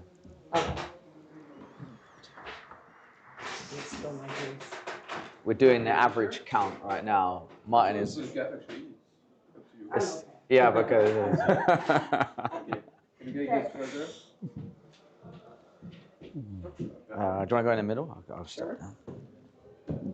Be careful, there is a drop. Okay. I won't fall. Perfect. Okay, great. Last one. Beautiful. I will just get a shoot on you. Okay. Yeah. One step to the right. Beautiful. Great. Last one. Up, thank you. Thank you. Thanks, Thank you very Rosemary. Yeah, much. nice. Thanks for that. I mean, it was never long enough. I know. Yeah. Quick. I know.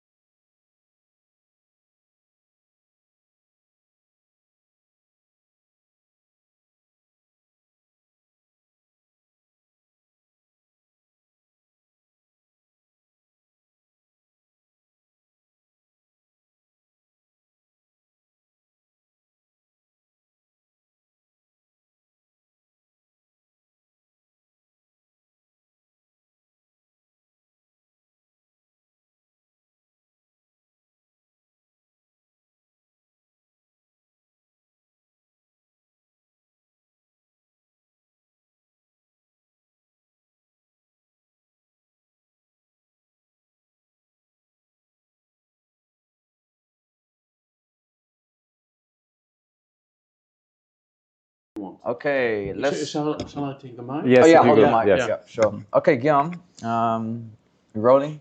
All good. Let's go. So, Global Director, Strategy, Innovation, and Transformation at Vinci Construction. I think we had to like shrink the size of the text to get that one on the frame for this recording. So, a bit of a mouthful. But yeah, if you could give us don't a mind. 15-second introduction for your role and what you do. Okay, so thanks for having me for this opportunity. It's the first time, so it will be innovative for me to be on your podcast. Oh wow, thank you. Yeah. Well, as an introduction, I would say, and you kindly stated my job title, which is very nice for dinners. For podcast, I don't know, but global director, etc., etc. It's very nice, but actually, you have to remind yourself that Vinci is highly decentralized. So for Vinci Construction, being global director is like being nothing in the innovation process. I'm just making sure that everything is okay, and I'm an enabler.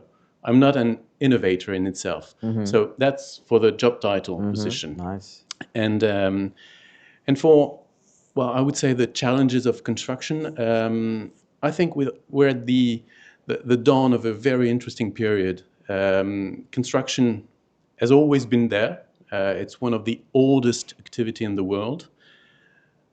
And at the same time, we're facing high challenges. Well, we are probably discussing this afterwards. And we've never, ever been so highly important in society. Infrastructure is everywhere, and we have to retrofit, we have to build new infrastructure. So we'll be at the center of what's going on in the few years to come. So that's interesting, challenging, and enthusiastic also for me. How does the innovation journey look like in Vinci? Having this 4,000, earlier people said there's 4,000 units in the whole world.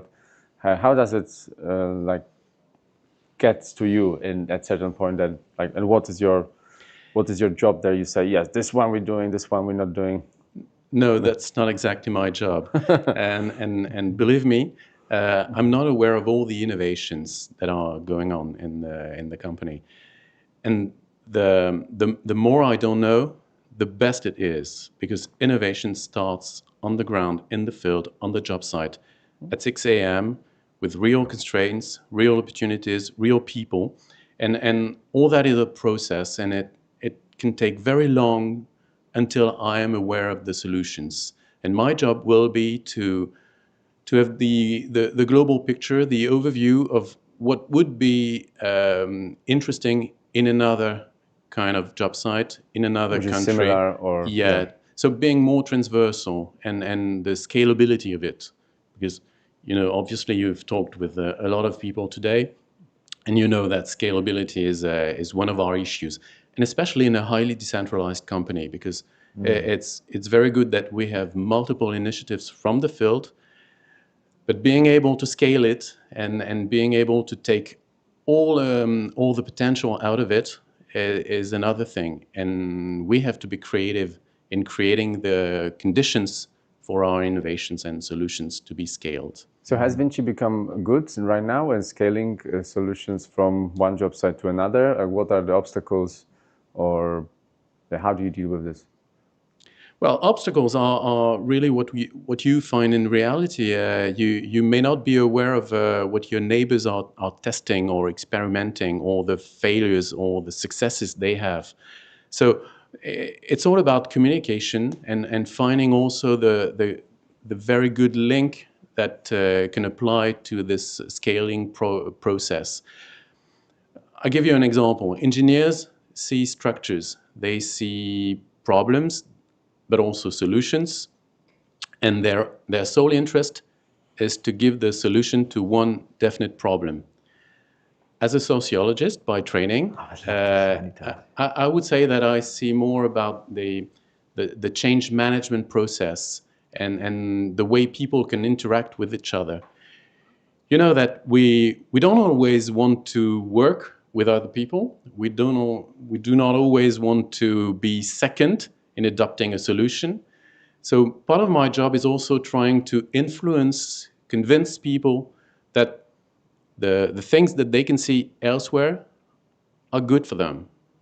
And so it's all about, well, being convincing and finding the right and appropriate measures to scale these solutions. My next question was going to be asking Oh, about I'm quite innovative in that way. Yeah, I was going to ask you about sociologists. Yeah, you read the future, but I'm a huge fan of the social sciences, and like I would like consume podcasts on the subject, and I never thought that I would somehow turn a construction technology podcast into a sociology conversation. So maybe we shouldn't go there. But yeah, just generally, like you mentioned a few points there, but like how does the sociology help with thinking about innovation within construction? Maybe you already covered it, but if there's anything else. Well, it's totally by surprise that I ended up in working for a construction company. I started my career as an academic, then as a civil servant, working on pension schemes, etc. So it was, well, nothing that was related to construction. But now I can see the way that sociology can be applied to real life problems, and not being the one that studies from a very high point of view and give lessons on how to deal with things, etc. I'm more a sociologist in action, and that is what is interesting and what also drives me on a day-to-day basis in doing my job.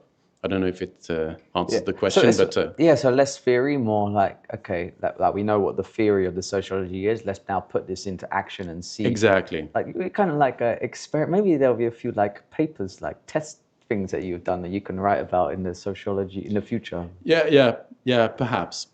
Yeah. That's Have you noticed there are particular technologies or innovations that humans are resistant to?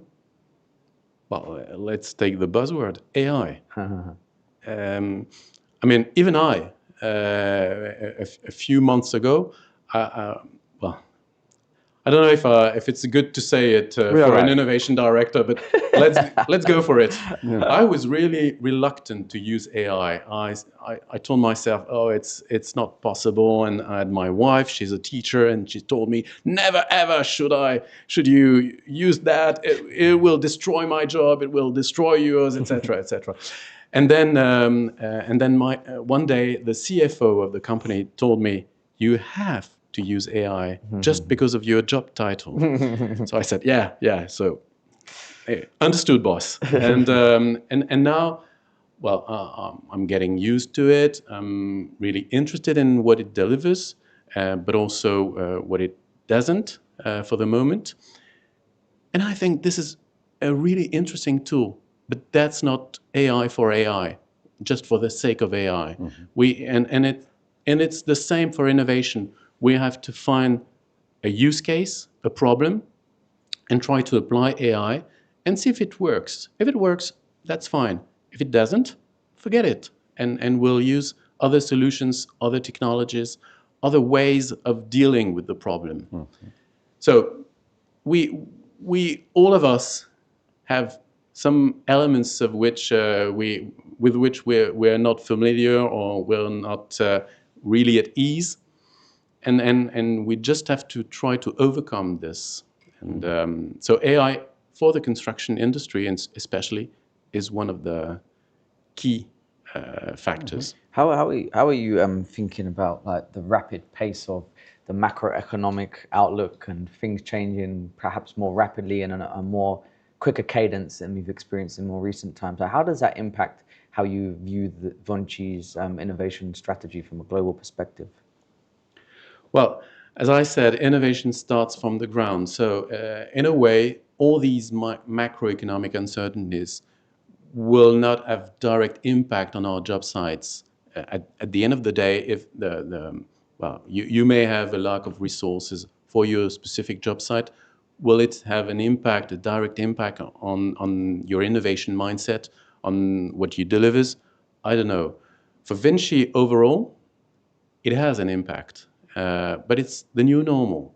And it's the same as innovation trying to be conveyed into business as usual. So, okay, war is at the frontier of Europe. Yeah, that's a fact.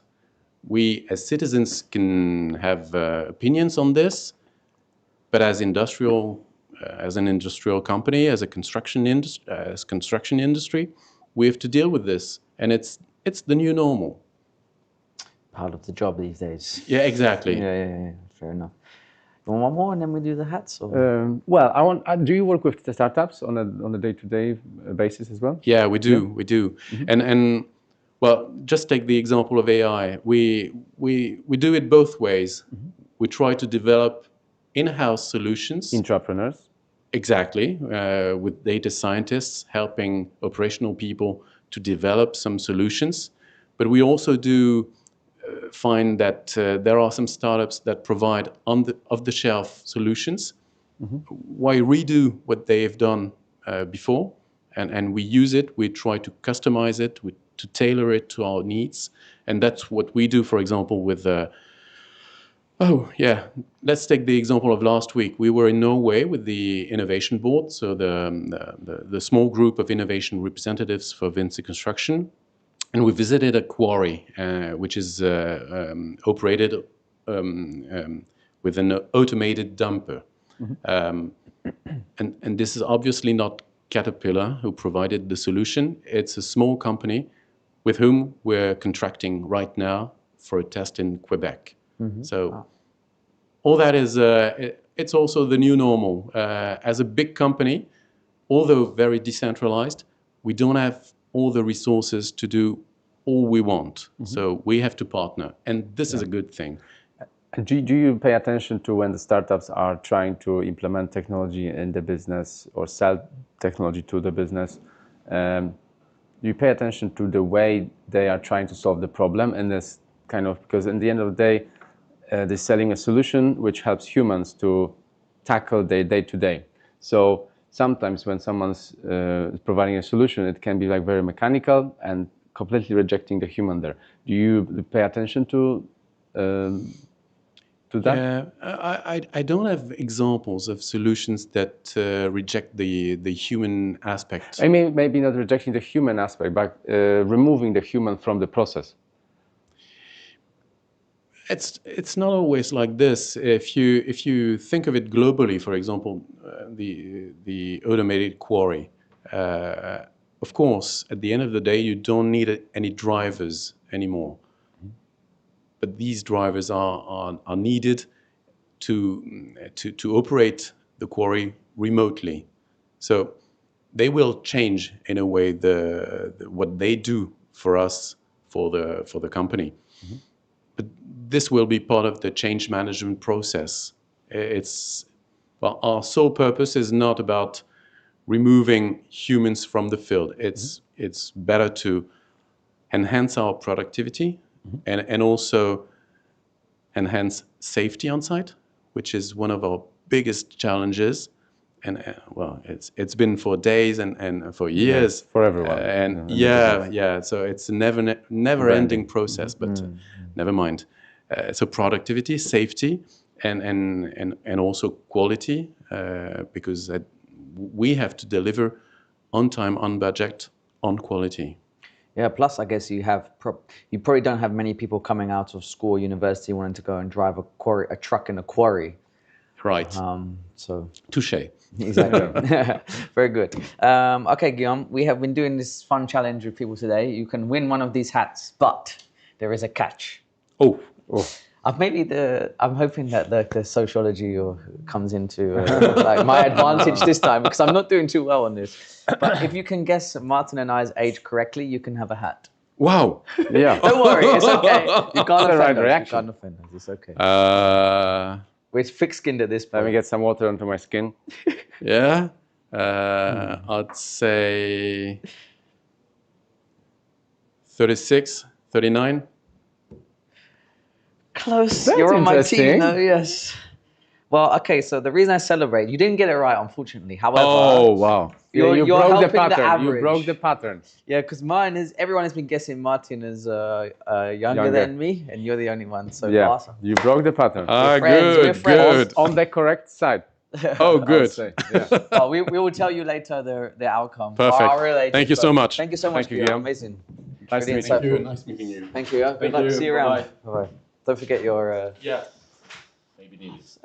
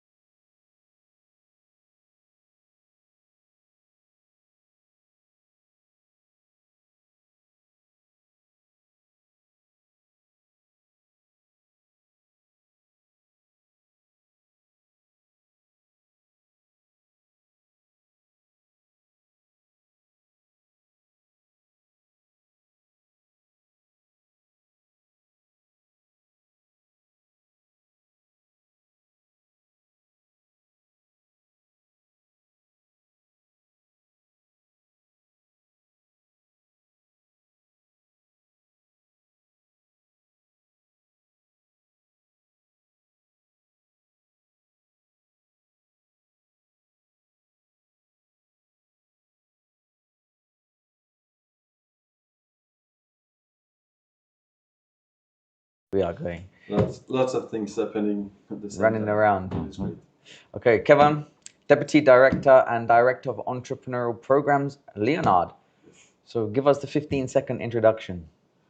Leonard, innovative and foresight platform of the Vinci Group, doing interaction between entrepreneurs, investors, and corporates with business intentionality. We try to solve our industry's biggest problem through entrepreneurship. Very good. And oh yeah. And the mic is better. It's my fault. Should we do it again? Yeah. Okay. This time with the microphone. So give us the 15-second introduction. Can you remember exactly like that? I'll try. So we're testing this one. Leonard is the innovative and foresight platform of the Vinci Group, and our DNA really is to connect entrepreneurs, investors, and corporates together with business intentionality. That's what we say. And basically, we try to put them in the same room to answer to the sector's biggest problems through entrepreneurship. Very cool. Very nice. And you're talking about entrepreneurship within the business, or only also outside of the business? Both, actually. The issue really is make and buy. So there are things that we can do internally, that we will do internally, either because it's strategic, either because we have IP issues, either because it's our own process. But of course, we rely also on external innovation, external entrepreneurs to solve some of our issues and challenges. I think when we spoke a couple months ago, Kevin, you said that you had some like a few hundreds of applications come to Leonard each year, and you pick roughly 50? We accelerate 10 entrepreneurs per program, and we have 4 programs. So 40 per year. What's the first thing that makes you say no, not suitable? Basically, when there is no direct evidence synergy with one of the 4,000 business units of Vinci. Our job really is to bring value to the Vinci business leaders. So we need to make sure, and we do that, and we have a whole process asking actually Vinci experts, both from business side or technique side, to make sure that there's a fit. That it's not the best. The worst thing in our job is the false good idea, because we meet a founder, we love the technology, we imagine a use case that in fact doesn't answer to a real pain from the real world. So we do that check before. The top 50 is evaluated by more than 300 Vinci. Then we have a jury. So we present the top 15 to half VC, half Vinci executive. and then we have a top 10. So we have basically a strong selective process to make sure that what we do accelerate is qualitative and already pre-validated from the field. That lead to great successful rate in our portfolio. 60% of the entrepreneurs we accelerated are still alive 5 years later. Oh, wow. So just to follow on from that, if they pass the test of the four themes that you said 4 themes, right, that you're looking at? Yep. What's the next test like in terms of? Then what we call the Death Valley. The test is reality. The test is the real test is someone will pay for that somewhere. So if someone pays for that, that means it answers to an urgent need or to a real need, and we as Leonard try to make sure we accelerate the go to Vinci. We say we are a go to Vinci, go to market, to talk to the right person rapidly. If it's a no, it has to be a rapid no. If it's a yes, and we hope it's a yes, we have to talk to the right person. That's our job, to navigate the Vinci fragmented world. Yeah, that's crazy. Yeah. So these entrepreneurs will be only then selling to Vinci, or not only to Vinci, to outside as well? Of course, to outside, and we are an open platform, as you see today, with people from all over the world. We present them to constructor and GCs from the US to Japan. But our DNA at Leonard is to increase synergies with the Vinci Group. But we believe that a solution is great if it works with the whole industry. So if we have validation from a co-competitor, because as you know, in our business, we can be competitor, but we can be also what we call co-competitor. Sometimes we work together on the same projects. So we believe that in a fragmented sector, the winners will answer to the pain points of the industry. Vinci is a big part of the industry. Yeah, you said part of the jury is Vinci executives and part of the venture capital. Yes. Yes. Why is it? What was the reason for this makeup? Because we want to analyze entrepreneurs with 2 lenses. The VC last year, to give you figures, we had 22 VC that represented 118 billion AUM. So investors that invest massively in our sector. Are they only focused on construction or outside, or what we call the built world, the built environment? So construction, energy, and infrastructure, and real estate. So they have this lens. So they know the sector, they know the business model, they know what works, what doesn't, because they have a few billions in portfolio, and they know what is an entrepreneur. So typically, an entrepreneur coming from the tech world that does not know the specificity of our sector, meaning, for example, there's no natural scalability because it's fragmented.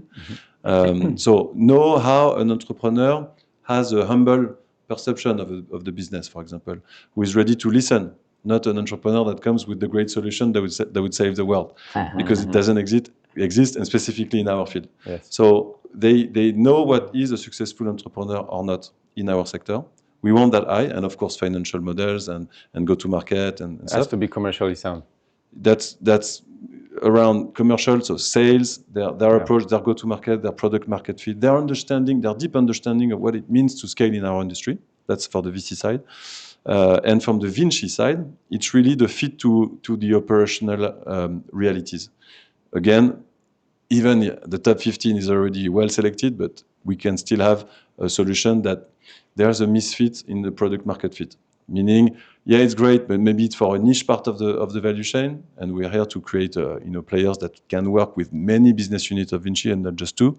So that's the last validation that we will make during the jury. Okay, and among those 40 startups, is there any particular technology that you are searching, for example, this year, or and what do you see in terms of candidates that what are they trying to solve?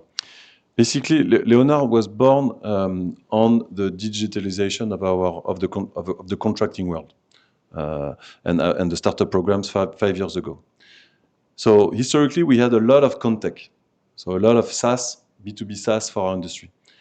2 years ago, we started to see what we call industrial startup, so with a hardware dimension to it, because we are in the real world. And a lot of those solutions for climate, for safety, for productivity, at some point has a hardware dimension to it. So we saw a lot more industrial startups. And now with the maturity of AI, we see, of course, what we call embodied AI or physical AI, meaning robotics on site. That's very interesting he says that, because I would say it's all Contech. He just divided into contact, then industrial. In SaaS, in digital. Yeah. So it's not just about digitalization. It's not just about software. It's about answering to, again, the real needs. Yep. And you will see, you talked to Capture before, you will see, when we talk about mobility, there's always a hardware dimension to it. When we talk about robotics and safety, there's always a hardware dimension to it. So, and as you know, when you have a piece of hardware in your value proposition, it's not the same VC look. And now when you have a piece of AI, so anything powered by AI, we talk about the end of SaaS. What does that mean? It's really the fact that there's no entry barrier anymore to develop a tech. So the CTO is an AI now. So the point is, how do you actually address the value chain? So I'm not saying we don't have any more SaaS. Of course we do. But very, I would say, bottom-up SaaS that the value is the understanding of the pain of the use case, and you use basically the combination of AI and the knowledge from the ground to actually propose something that answers to a real pain. That's the value of AI. I would say the future of SaaS, and of course all the other solutions around, again, climate, mobility, infrastructure, safety, that has a hardware dimension to it. So it's different way of financing it. When you create a new material, you have to create a factory. It's somewhere. It's big capex. It's capex heavy and stuff. So it's also other kind of financing those type of innovations. And we believe our job, that's where we are not a CVC, because we want to accelerate 10 startups for at the end have 8 of them successful in 10 years. Not to have one unicorn. How, I don't know if this is an easy question to answer, but and maybe biased asking you this, but how hard is it to sell technology internally to a company? Like, you have to convince people, like, this is the shit. Like, come on, you have to use it. Yeah, exactly. Yeah, like how. Maybe the question isn't how hard, like, compared to the startups trying to sell into a company like Vinci, but like, maybe the question is more general, like, how difficult is that, trying to convince people, within Vinci that they need to use the tech that you're endorsing? And also, how does it work? Do you have teams like changing sites and then showing them, oh, this is what we did, that come to our site, we'll show you, this kind of stuff? As always, it comes from a pain and from listening the real pain of the industry. So if you are well equipped to do that, if you do start from what do I solve and not be tech push, what we say, we are problem pull and not tech push. That's our play. So if you start like that, it's a good way to start. And Leonard basically is a place to create trust between the outside world, because there's a huge, as we explained before, a huge selectivity. So the operational, and again, we don't sell to Vinci. That doesn't make any sense. We say we help 2 entrepreneurs to talk together, from an external entrepreneur to an internal entrepreneur, because Vinci business is 4,000 entrepreneurs, small BUs.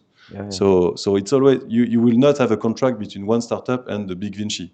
It doesn't make sense. We did not centralize purchase. Purchase is at the BU level. So an entrepreneur somewhere in a geographic situation and a specific part of our sector, meaning construction, energy services, or infrastructure of mobility. So we adapt to that context, to the problem of that BU, and we make sure that we select out of the 200 entrepreneurs that we have in our portfolio, the top 5 that actually answer to the real problem of this persona. So that's our job, to make sure that we make the right connections, answering to the right pains, and not just tech push. Oh, we saw this is great, we thought it's great, and let's discuss. That's the main mistake of innovation department historically. That is kind of a mailbox, and pushing too much and not listening enough. Yeah. How do people know that there is a solution for their problems if they don't know? Is there a platform that you have internally that people can like see the solutions? I mean, even then, I guess like the people that need it the most are not looking at the platform. Huh? No, it's a great question.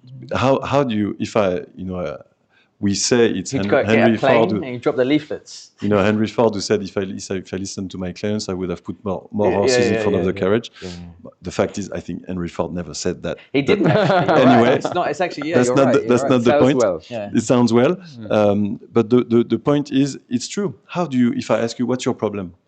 I don't have my Wi-Fi doesn't work. I'm 30 years old. And you ask that in the construction site, what's your problem? and we do have a specific team in Leonard called the Design Lab that use many methodologies that we fine tune every day to actually come from the reality of an operational. And when we do workshop with them, we don't say we'll talk about AI. We'll say talk me through your process. Tell me your real life. And at some point, we will identify that there's a bit of productivity that we can input. And we know how to dig in our portfolio to answer to the pains that sometimes they don't even see because it's normal. It's natural for them. Yeah. So at some point we say, here, look, you have a colleague, and that's the other answer.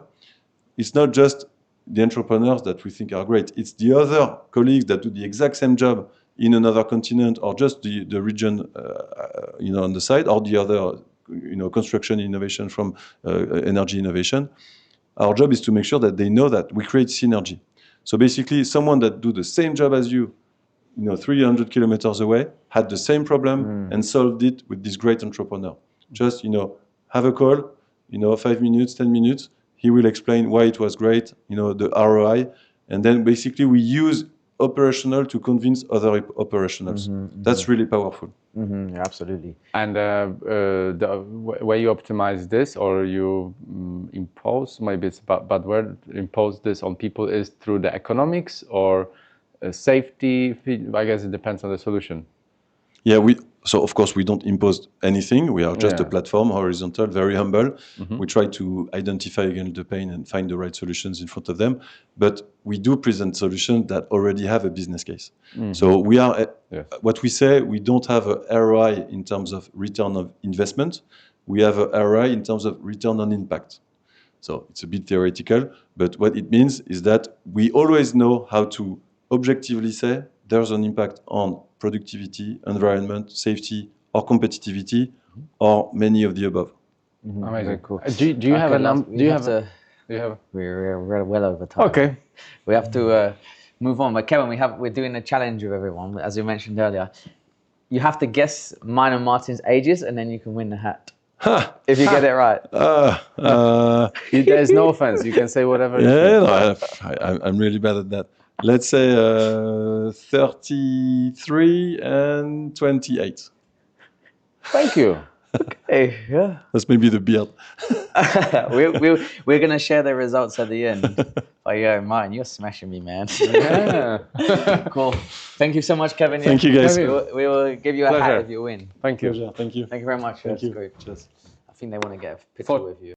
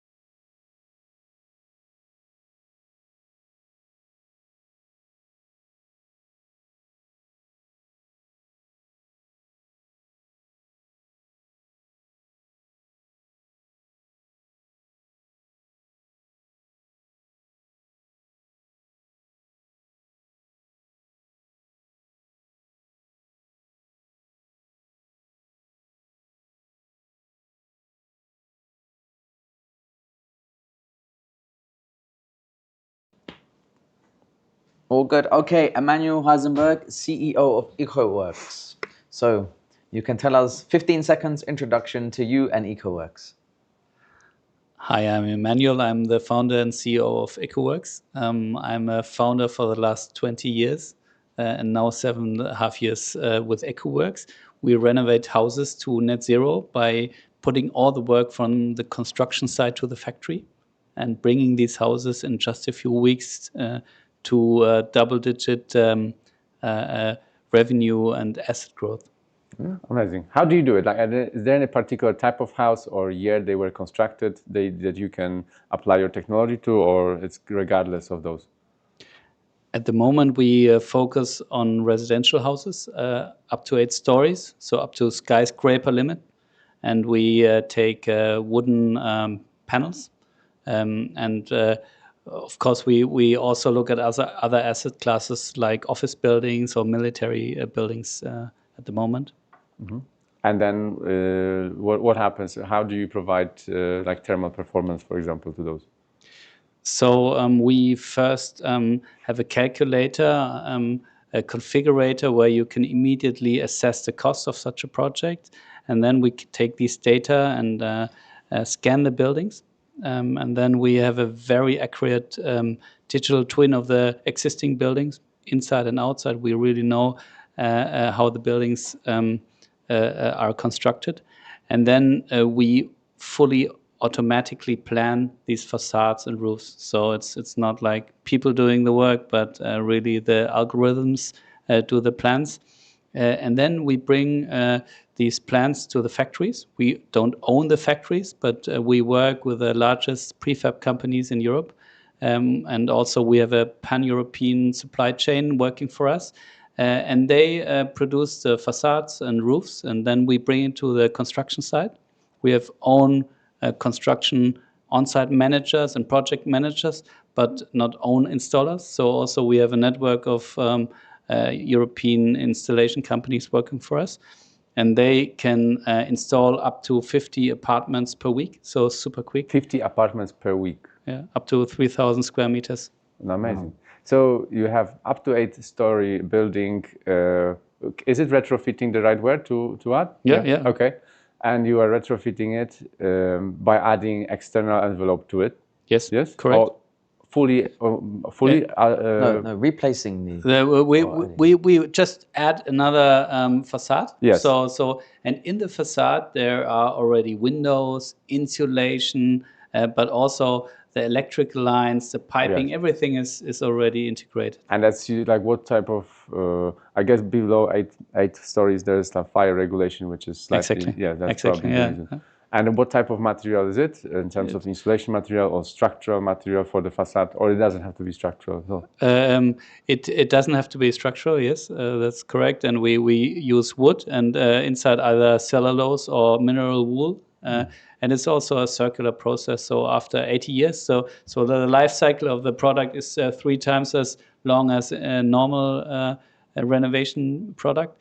And after 80 years, we can take off the facade and reuse the materials. Amazing. How do you deal with like a lot of existing housing stock? Is like the dimensions can be very unpredictable, right? Like one panel is like maybe 2 mil bigger here, or is like shallower, whatever it might be. And I know like prefabrication typically will be used in like a new build environment. So I'm just curious, how do you deal with these discrepancies of like a few millimeters? Because I guess it's not easy. I'm guessing. So when I started the company, I thought like I come up with a good idea. Mm-hmm. You know, I have a solution to measure what's the house is, the diameters, and then we can just do the production, no problem. But even like after 6 years, it's a lot of tech, but also a lot of knowledge involved. So the tech is that we can not only the scan, but also we can test the structural situation of the houses, or we do have like on-site inspection where trained people from our team go to the buildings and try to find out any details about the existing building. Mm-hmm. But still, at the end, I have to do the bet do I do a fixed price offer for 6 or 10 or even sometimes 20 million? So I really have to be sure about the situation of the existing houses. There's a lot of, so 80% of your work would be like for 1-2 stories buildings or 7-8 stories. Like what's the makeup here? So we started with the very simple 2-3 story buildings, and now probably like 40-50% is above 4 stories, because a lot of houses were actually from that time also, for example, in social housing, a lot of buildings are between 5 and 8 stories, and these need to be renovated, and you have to find a business model. And the good thing is with us, we don't need scaffolding, so we can just install these elements with cranes and quickly. So you can quickly bring people and material to the walls. Like otherwise it takes months, and the tenants have to move out. In our case, they can remain in the apartment.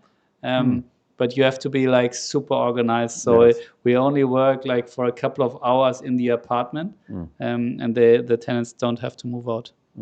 What's the bottleneck to like major scale for a solution like yours?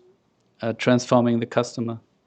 People understanding, awareness, education of the solution. Yeah? Exactly, yeah. So imagine, like a strange guy for construction, like I go into a market and tell them, like, change the way you renovate houses, like going to super conservative customers in the housing industry without any references, introducing a totally new technology to the market.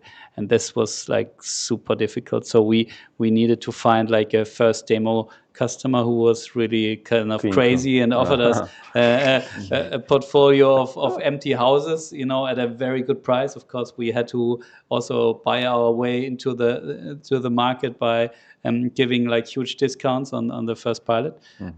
But now we were really able, and I come from the renewable energy field where you have like cost curves, like for PVs or for batteries, you have a cost curve, and there you can really draw the line exactly on our renovation cost curve. So we were able from the first demo projects to now to decrease the costs by more than 10% per year. And normally the costs in renovation always go up because material and people get more and more expensive, shortage of labor, energy prices. So this actually drives the cost of renovation. And we were really able now and have like firm proof points to bring down the cost year by year. Very cool. Should we do the hat challenge? I would have 1,000 more questions, but yes. For another time, yeah. Okay, Emmanuel, you have to, you can win one of these hats. It's amazing, whatever. But you have to guess mine and Martin's ages correctly. We won't feel offended, whatever you say. Whatever you guess. Only if Martin beats me. I like the side. Okay. I would say 38 and 34. Okay. We won't tell you now. We will reveal the answer soon. Thank you, Emmanuel. Great stuff. I think maybe the... Very ambitious. Very ambitious, and I love it. I also do. Of course, you have to dream big, yeah? Yeah, big or go home. At the end, if you want to change something, you have to be aggressive. Bit delusional. Yeah. Well,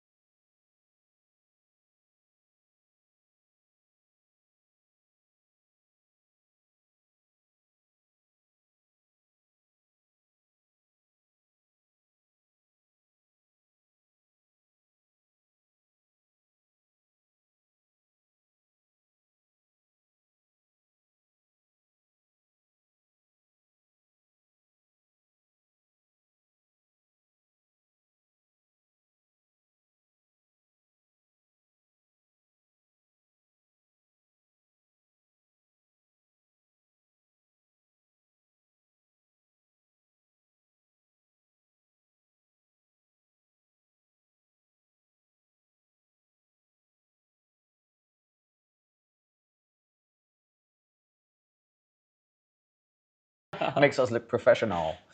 Okay, Yuji. Yeah. Very good. Let's do this then. So, innovation manager at Kajima.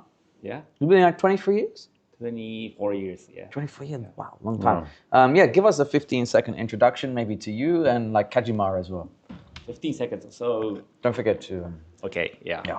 So straight after graduating my company, the university, I joined Kajima, and then I started off as a civil engineer, did many projects. Now moved to the innovation side of the work, basically looking to the world to see new technologies, new ideas that can bring it to our company. So we are a general contractor, basically doing many kind of construction throughout the globe. So trying to help how we can advance the construction to the next level. Okay. What was the technology or innovation like when you joined, and how is it right now? Like, what's the difference? What's happened? So I joined this innovation team 8 years ago. Okay. So I think it's been a while and seen a lot of things. So first of all, the amount of the companies coming in are massive. So it was still a handful that we could see in like 8 years ago, but now, many like a robotics company comes in, AI, and like not just the software, but also a lot of hardware technologies that are coming in, which is a very exciting thing. What are some of the like themes that in Japan is currently driving innovation, like some of the tailwinds or macroeconomic factors which are like pushing what you are doing? So I think there's several, but in general, Japan is kind of somewhat overdeveloped country right now. So we were guessing that or assuming that the market is going to start shrinking. So not just for the improvement of the productivity or like that, but how we can look into different area to expand the business. That's also something that we are looking for. And also the labor shortage thing is becoming a big thing in Japan. So on that context, we have to really deliver the project way better. So those like technology that can help could be very much a big push for us to integrate into our operation.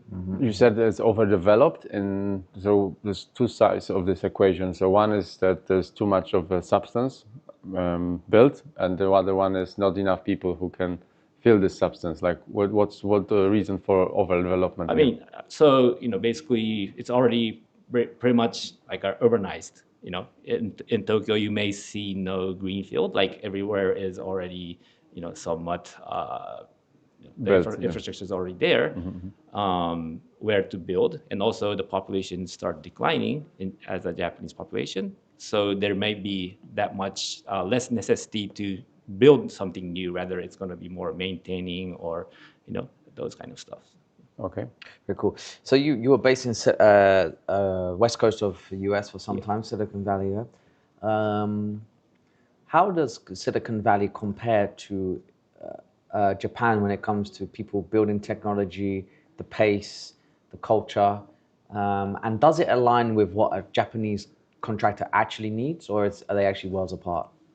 That's a great question. So I'm not sure how much you are familiar with the Japanese construction industry. Like we, as a Kajima, we also have our own R&D initiative. We have our own technical research institute, been developing I would say like our own technologies for like the last 70 years or so. Of course, and when we try to bring in construction technologies to the field, it takes a lot of time. Whereas Silicon Valley, it's very quick. It's also software driven. AI is coming in. So, the speed is so different. Like it is really still difficult to bring in new technologies that we have not been familiar with. So, there's like a huge friction. However, it doesn't always have to be technology that can directly implement. It's also the new ideas, new thought, mindset as well. Like we as an innovation team really work with companies to not just get the physical outcome, but also through like inspiration of the entrepreneurs that can give us a lot of like open-minded mindset or like that. So that's a very important part for us. What's why would you say innovation within Japan Japanese market in construction technology would be better than stuff coming more from the US? I mean, I'm not saying. I'm just asking a question, open question Yeah, here. it's not a so it's more like a hard technologies, like civil engineer technologies or geotechnical or structural, which it's more like a somewhat academia driven. I'm not sure how to exactly say it, but it's not like a software or this new cutting edge AI technologies that we've been developing. So these are the new I'd say newer ideas. So when we open up the innovation, like one of the lands for us was the open innovation, right? So what we cannot do by ourselves, we try to bring external technologies to blend it in. So not trying to rely on everything on our end, but how we can integrate the technologies from outside, which we don't have the domain knowledge or like that. So Can you share some exciting technologies then you have been working on at Hajima? Exciting technologies. So I think one is like physical AI. So we've been working with the physical AI companies that helps us to bring the robotics technologies to the ground, to the field. So we've been exploring a lot of robotics. We also built our own robotics. As you may know, construction is a very dynamic environment, and everything could not be programmed in advance, right? So, for example, if we program for one way, if the condition changes, the situation changes, the robot will stall and cannot work. Confused. So, physical AI kind of brings in the layer of understanding the world, and then let the robotics to decide by itself to how to adjust to the environment that has been changed or like that. Anything else like robotics, physical AI? We still love deep tech. So some of the sensing technologies that can penetrate like in a very deeper structures or underground that give us the visibility to get better prediction to do the construction. So we do a lot of underground work as well, tunnel works, and I think these days becoming a lot of renovation kind of work as well. So then we have to know the health condition of the structures, or we want to see something in advance before we excavate things, right? So those sensing technologies that we've been working on, it's a very exciting one as well. What's the one thing that global construction should steal from Japan tomorrow? That's a good question. So I mean, we are learning a lot from the global side. So it's a great thing, but also I learned that something. So I spend most of my time in the Japan side of the construction. I had a chance to move to the Silicon Valley side to see more like outside in. Something that I realized was like perhaps like attention to the detail of what we do in the construction. So I'm not sure if you ever have been visited to Japan. Our job site, that there's a lot of things that we care where many people in the other part of the world may not kind of care so much. So those are a very, I think, unique part of us, maybe the cleanness or what kind of coordination we do, communication with, the workers and such and such. So I think even the quality side, right? So I think those are something that I think we do very well. And sometimes it's kind of overlooked, but I think that's kind of our heart of how we do of our construction projects. Very good. Okay. Maybe you answered this one already. So, what do you think that the construction site of 2030 looks like? 4 years, not a long time actually. Like in general in the world, or in Japan, or? That's a great question. Or maybe what you're feeling is kind of missing. It's very obvious, well, for you maybe, but it's missing, and it will happen. It will come. I think many people like envisions that there's going to be more robotics. I kind of still doubt that in like 2030 might be too soon. So it might not look that much, but perhaps there might be less people on the field. At least may have better coordination, or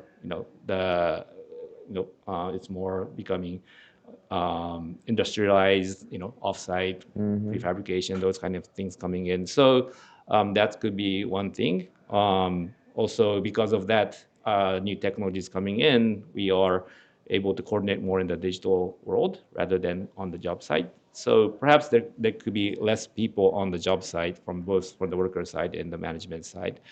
In Japan, specifically, we are kind of welcoming more and more immigrants because of the labor shortage kind of aspect.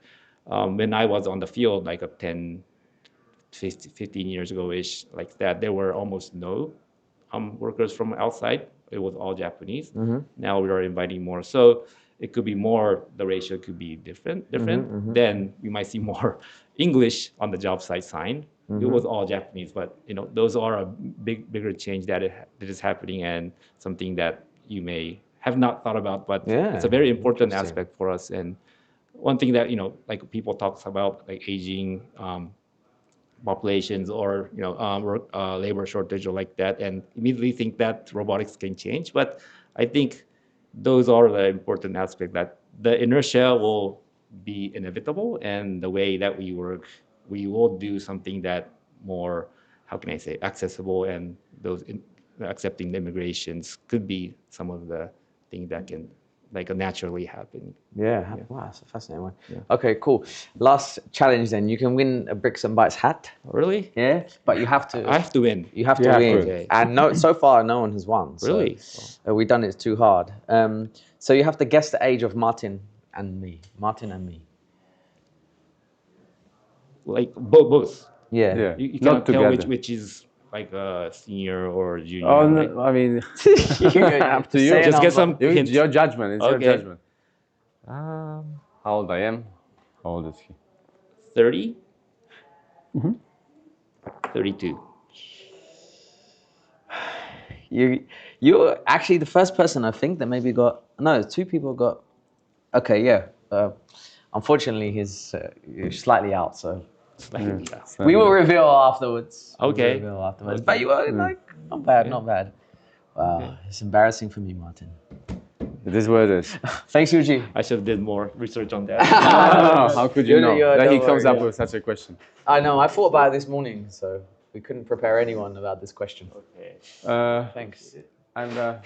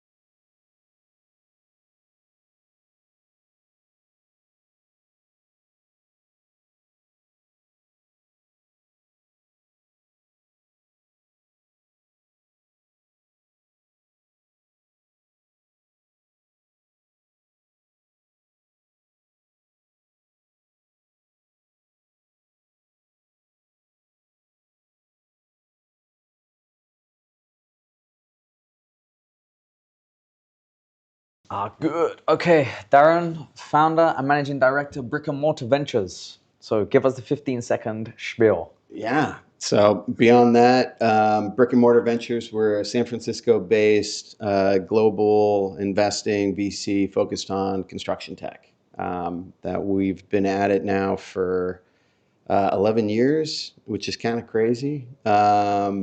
We've got a team of 7 anchored around the San Francisco Bay Area, but we've got one based out here in France that covers the EMEA region for us, and then one in India. Yeah. Oh yeah, I spoke to him a few weeks back. He's got a baby on the way, so he's out on paternity leave now. So we wish him luck. Then we've got one venture partner in India helping us with our APAC strategy.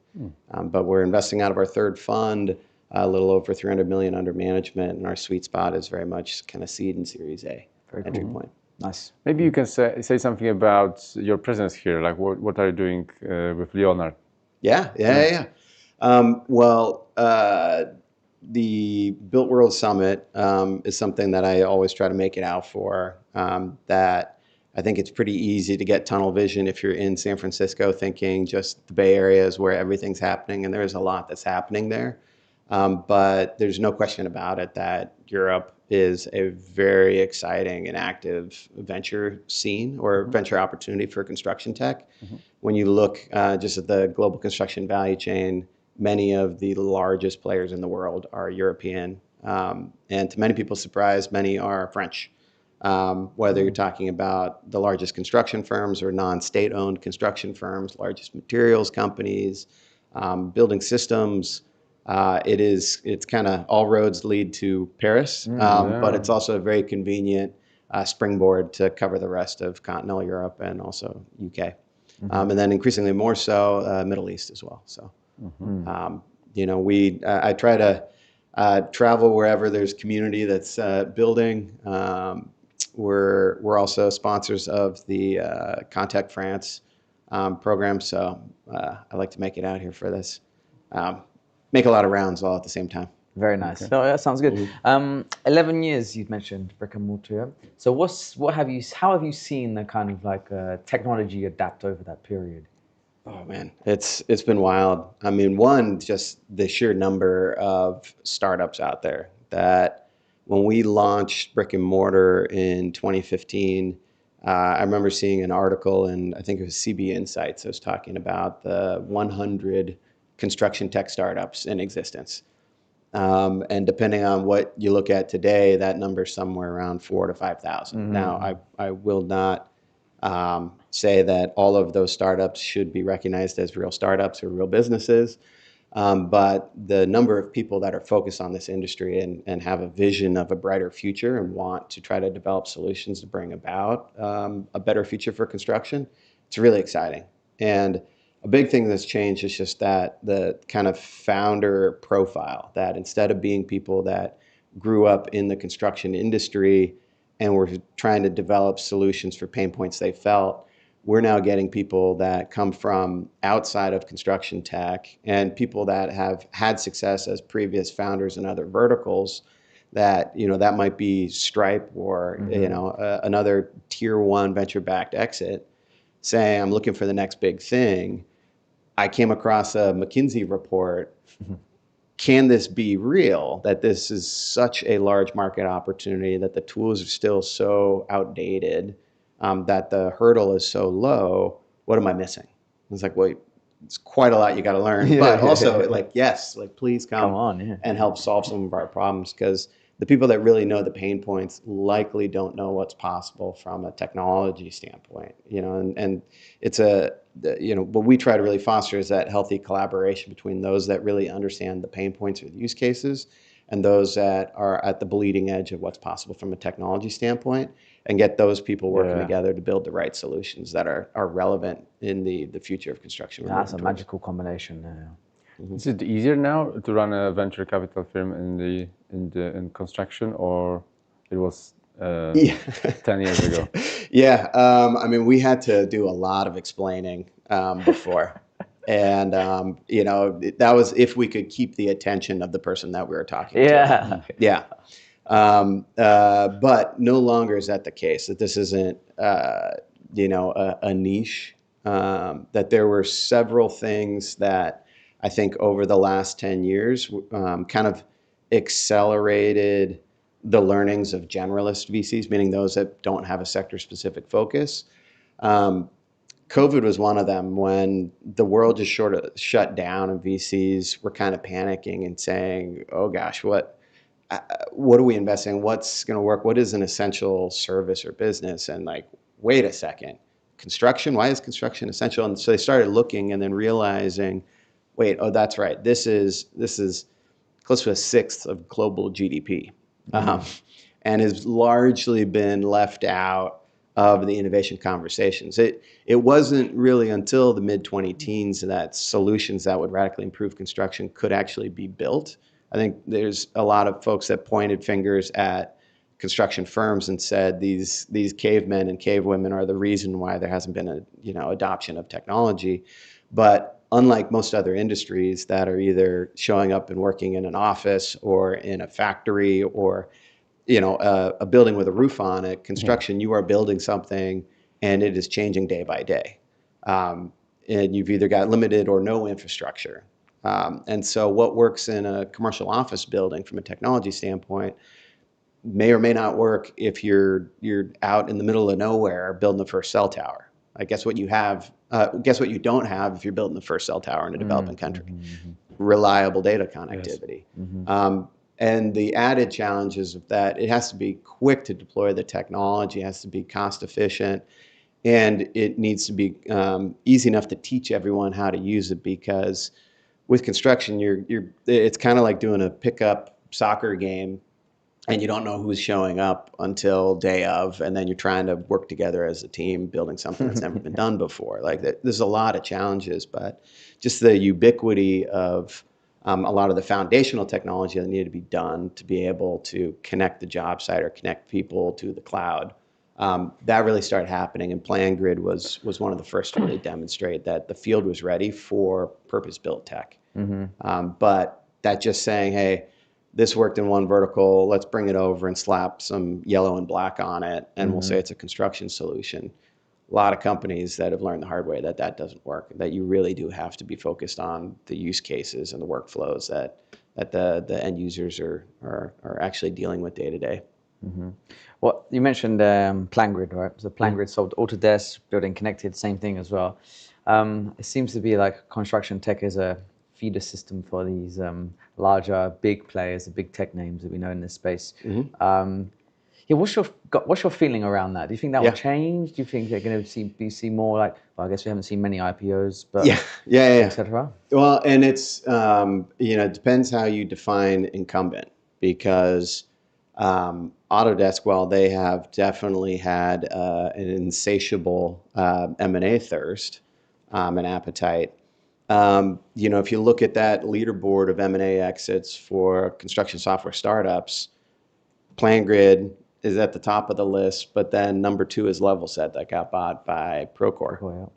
Procore didn't exist not too long ago. I mean, it was a 2-decade journey to IPO, but as far as being an acquirer and like a formidable competitor to Autodesk from an acquisition standpoint, that's fairly new. You look down into the next position on the list, Hilti buying Fieldwire. Hilti was not a software company. That was their first software purchase, right? First purchase and first investment, because they were actually an investor, and when they, at the outset, they said, we're never planning on buying you, but we're investing. And you've heard the story. Yeah, I remember Eve's telling me this. You reminded me. Yeah, that was, I enjoyed listening to that podcast because Dustin, Eve, and Zach were all part of the brick and mortar family. Yeah, Roombix, obviously Roombix was recently acquired. Yeah. So another Autodesk acquisition. So while Autodesk has definitely been buying up solutions, I think if you look, instead of an incumbent tech player, somebody that has an established, trusted brand as a solution provider to construction professionals, they're in a position to sell whatever they want. And that was kind of Hilti's argument, was like, hey, we we deliver best-in-class tools to construction professionals. Software is just a tool. We can sell software. Now, that was quite a big leap, but they've done an excellent job with that. Schneider Electric, same deal. They bought RIB software, where most people knew them as like what goes inside the electrical room, big metal parts. It's not really sure, but don't touch it because you're probably going to get shocked, kind of a thing. And so I think anybody that's already got that trusted platform is in a better position to convince a construction user to take that leap of faith that this is a tool that's going to work, because it is an industry of people that have trust issues. And so that is a real challenge for any startup that doesn't have an existing brand. And many people have a really good sales pitch, but especially the builders are in the business of managing risk and kind of sniffing out BS. And if you're too good at the sales pitch, people don't trust you. Straight away. Yes. Yes. Prime candidate. Yes. And so that is one where I think the incumbents or existing solution providers to the industry have an important role of being either a channel partner or ultimately that acquirer to help scale things up from kind of proven market adoption to industry standard. And so, and for venture-backed startups, the name of the game is that there needs to be some sort of liquidity event. And so until IPOs become a lot more commonplace instead of just two, or at least on the US stock markets. Will it? I think so. There's a little bit of like a chicken and egg situation going on, that when founders and even looking at like even Javed, when they were considering this acquisition from Hilti, it's like, well, this is the second largest M&A exit. And at that time, Procore, I can't remember. I got to look back. I don't know if they had IPO'd yet. If they had, there's an N of one. Yeah. And other than that, you're talking about companies like Aconex that were on the Australian stock market, which is a very different beast than a kind of U.S. IPO. And so it's hard for a founder when they're looking at a life-changing liquidity event to say, no, thank you. Let's shoot for higher. And at a certain point, since there weren't the buyers before, that like when Autodesk had the LOIs out for buying both Building Connected and PlanGrid, they were out on the table at the same time, and both said this would be the single largest acquisition we've ever done. And you got one that was 895 million, another is 275. Now you just look at MaintainX, $3.6 billion. How much cash? Yeah, that is, I mean, like those were meaningful. So for VCs that are trying to figure out like what's the risk and who are the potential buyers, like the known world of buyers was not known at that time. It's like, hey, okay, IPO, is the market really even going to buy into this? We didn't have a Elon Musk like individual that could make people believe that we could really shoot for the stars in construction tech, and so it'd really be on its own merits. And like for an industry that might have 6 to 9 to 12 month sales cycles for enterprise licenses in the case of software, that can be a little scary. But I do think that will change, and much like COVID pulled forward a lot of just the basic digital transformation or required infrastructure for users to be able to use modern day tools, like connecting from laptops, at home, or remotely participating in meetings instead of having to go and physically visit job sites. That pulled forward all of it. People were like, oh, wow, I can get a lot more done. Maybe I don't have to go and visit every single job site all at the same time. Like, what more do we got? And there's a couple of little small wins on the board. The AI infrastructure race and kind of demand pressures put on construction to build an insane amount of infrastructure in an ungodly, short period of time, while we've got fewer people to do the work, supply chain issues from the materials and products, like that forces people to kind of really raised the bar quite a bit, and those that are the professional investors, the kind of the money behind infrastructure projects or backing these hyperscalers, it's like, why can't I have my modular reactor now? Why? I'll give you all the money that you need. And it's like, well, it's not a money problem. They're like, oh, okay, there's something real here then. So I think there's newfound interest, and generalist investors, private equity investors. You know, you're hearing, Next one, like Jensen Huang talking about like the 6-figure and 7-figure jobs of tomorrow might be the electrician. Yes. And you have Masayoshi Son, SoftBank, $100 billion. Billion dollar. Yeah, I was gonna say million. I was thinking a billion. No, it can't be. $100 billion IPO for a data center robot. Yeah. Well, make of that what you will. Oh yeah, exactly. Big bold bets. Yeah. Yeah. You said something quite interesting that I never heard from a venture capitalist, actually. You said that when you're looking, I think, I'm probably paraphrasing a little bit, when you're looking at the startups, you're looking at who this company can be sold to, something along these lines. It's definitely a consideration. The hope, and from an economic return standpoint, an IPO has a much higher ceiling to it theoretically. Currently in the world of construction tech, or at least narrowing down on construction software, you've got Procore, which I haven't checked the most recent market cap. But let's say 11. Yeah. But for an industry that, depending on who you talk to, is 12 to 17 trillion, which is quite a big band. Yeah. There should be multiple $10 billion plus companies. Why hasn't that happened? I think it's coming. I hope it's coming. But I'm not betting like that's going to happen. Currently, if history is any indication of what the future might look like, and as a VC, I'm supposed to say past performance and all of that's no indication of future, blah, blah, blah, blah, blah. We heard that. Yes. Yeah, we have. Yeah. But if you're trying to be smart about it, just say, let's set our sights for these M&A exits that are in these mid 9 figures. We try to set our funds up accordingly so that if that is the known population of exits and we have a decent track record picking those off, we can hit top quartile performance returns. That is the only way that we will continue to be able to raise future funds. That I think when there's excitement, you can get people to throw you money, but at a certain point in time, you have to deliver returns. And so mid 9-figure exits are not appealing to a VC that has a multi-billion-dollar fund.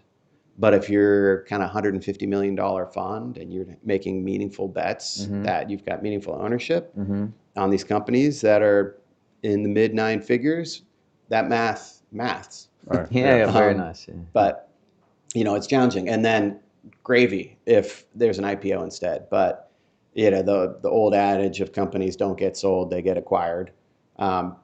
We can't will an acquisition to happen.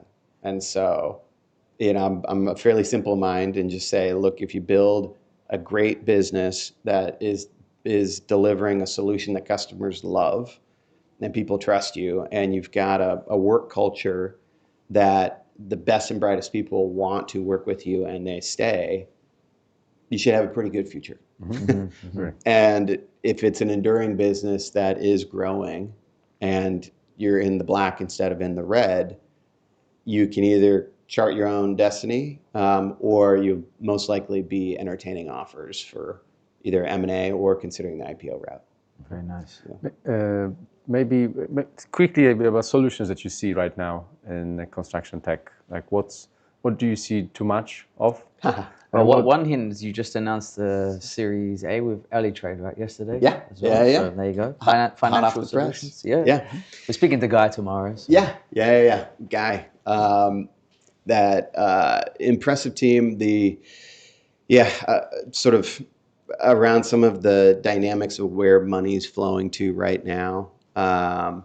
There's I think a lot of interest, and I'll go so far as to say a little hyper misunderstandings around how valuable something like AI-powered quantity takeoff tools are, or how defensible it is. That it feels a little bit, history doesn't repeat itself, but it sort of rhymes. And there's a number of founders, it seemed like they've maybe just kind of put in a couple of, LLM prompts saying like, hey, what can I raise money on? And it was similar to the early days of drones for construction. That drones for construction, drones were super cool. It's like, who am I going to sell this to that is willing to pay enterprise licenses? Like, who needs a view from the top? Yeah. Oh, construction, obvious. And, I remember going out and actually, sort of unbeknownst to the startup, going and touring a pretty cool mega project that this startup was saying was their, gold star customer, and it was evidence of the demand. And I asked, hey, where's, and it's mentioned the drone by name, and the PM was just like, what's that? I was like, well, what's a drone? He's like, oh yeah, oh, it's awesome. And the pitch we had gotten from the startup was that, you were able to stitch together and do photogrammetry and create a 3D model. And so you've got reality capture data and compare it against like your BIM model, and you can do, real-time progress tracking. Mm-hmm. They weren't using any of that. This was on the Apple campus. It was a big circular campus. Mm-hmm. And what was happening is as the work phase kind of moved, they kept moving the porta potties to keep up with the workers. And the problem is it's about a 40-minute walk around the whole structure.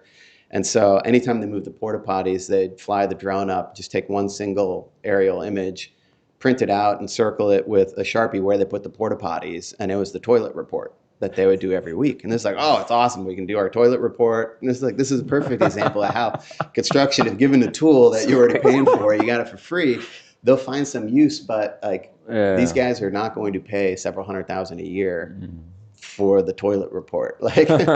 And so those early drone companies, there was a number of them that raised a boatload of money, hit these like multi-$100 million valuations, and then those that survived went through recaps. Maybe if this will still, there will be a wave where once we have better technology, we can capture things quicker, better.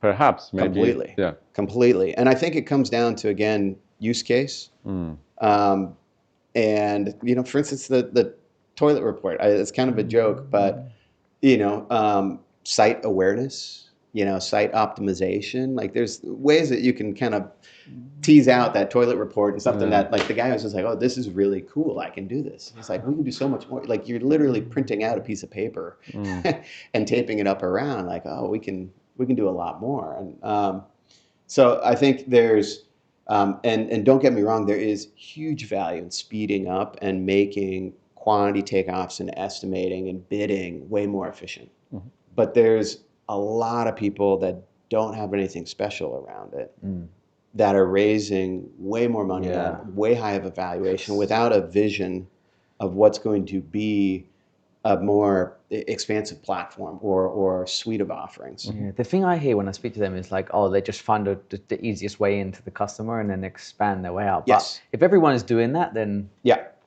And that is a proven strategy of having a hyper-focused pain point you're going after.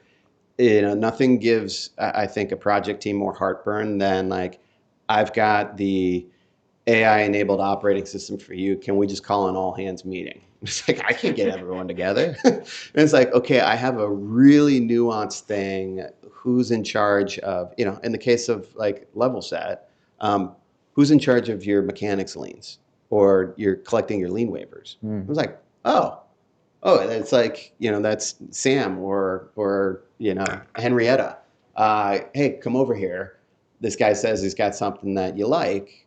And you can get a quick, ooh, this looks kind of cool. Mm-hmm. And the person making the purchasing decision is likely not the end user for most things in construction tech. And so for a person that's responsible with kind of the purse of the organization, just being like, gosh, software is starting to get real expensive. We didn't realize how much we were going to be spending on this. I don't want to pay for something if people don't like it. This person knows more than anything about mechanics liens, and if they say this is awesome, all right, like now business person from the startup convince me what the ROI is. Like, I got validation that this does something neat. How am I going to make money, or how is this going to improve the bottom line or allow me to take on more work? And so that is good. And if you can nail something like that, you earn the ability to start expanding into adjacencies, or sort of you can try to expand just across the cubicles or the open workspace. Just be like, who are you sitting next to? And like, oh, okay, this also ties into the accounting team. Okay, maybe we can get into supply chain finance or materials finance, and like, oh, if we can do this, and actually we start now being able to get a picture of your risk, like I might start getting into insurance. Like that's where it starts to be interesting. And where guys like Guy from Early Trade have the potential to build out something really, really big that is the sort of modern FinOps for construction. But just as it is right now, focusing on like early payments for subcontractors, it's amazing that is a massive market. Yeah, I love this. When we spoke to them, I was blown away by how great that solution is. Because I think we have to. I think we're just going to get pissed out here in a minute. But okay, Darren, we have been running this challenge, right? So you can win a Bricks and Bytes hat, by the way, limited edition. Yeah. But there's a challenge. Okay. You have to guess Martin and I's ages correctly. Okay. We don't feel offended. So whatever. Perfect. I could go with the response that I heard from an older socialite in San Francisco and say closer to 30 than 20, which will always be accurate for this lady. We want more. I mean, we want more accuracy. Yeah. 31-29. Okay. You were not bad, okay. Generous. He's saying that because he's very generous. Well, yeah, I think that, unfortunately, he didn't get it right. But as you're the last guest, maybe we could reveal the truth. I'd love to hear that, yeah. You're getting in some proprietary information here. So perfect. So here's the deal, right? We asked everyone today, and I think, Martin, you have smashed the average age, like, over me. I don't know, like, everyone thinks this is not good for me. So any longevity clinics that want to get in touch, like my average, just looking through this, apart from this 45 record, which is crazy, is around 30. Yeah, it's around 30. Yeah, 30. And your real age? 35. You are probably at 35, to be honest. Fuck. At least 5, 6, between 5 and 6, yeah. I'm 32, mine's 35. Yeah. So, what's the wisdom? No, that's the bird. This is 3 kids. The eldest one is 3. The youngest is 12 weeks. Oh, this is what it does to you kids, guys. So don't congrats. If you want to age like this, don't. I got a 7-year-old and a 6-year-old. Oh, nice. It's a lot of fun. Yeah. It's a wild period of life. Yeah. But yeah, I think we got to wrap this up. We're gonna get kicked out any second now. So thanks for tuning in, guys. We'll see you for the next one. All right. Pleasure. Thank you. Thanks, Darren. I think they might want to get a photo. Nice to meet you. Hey, pleasure. Yeah, that to meet was you great. too. That was really great.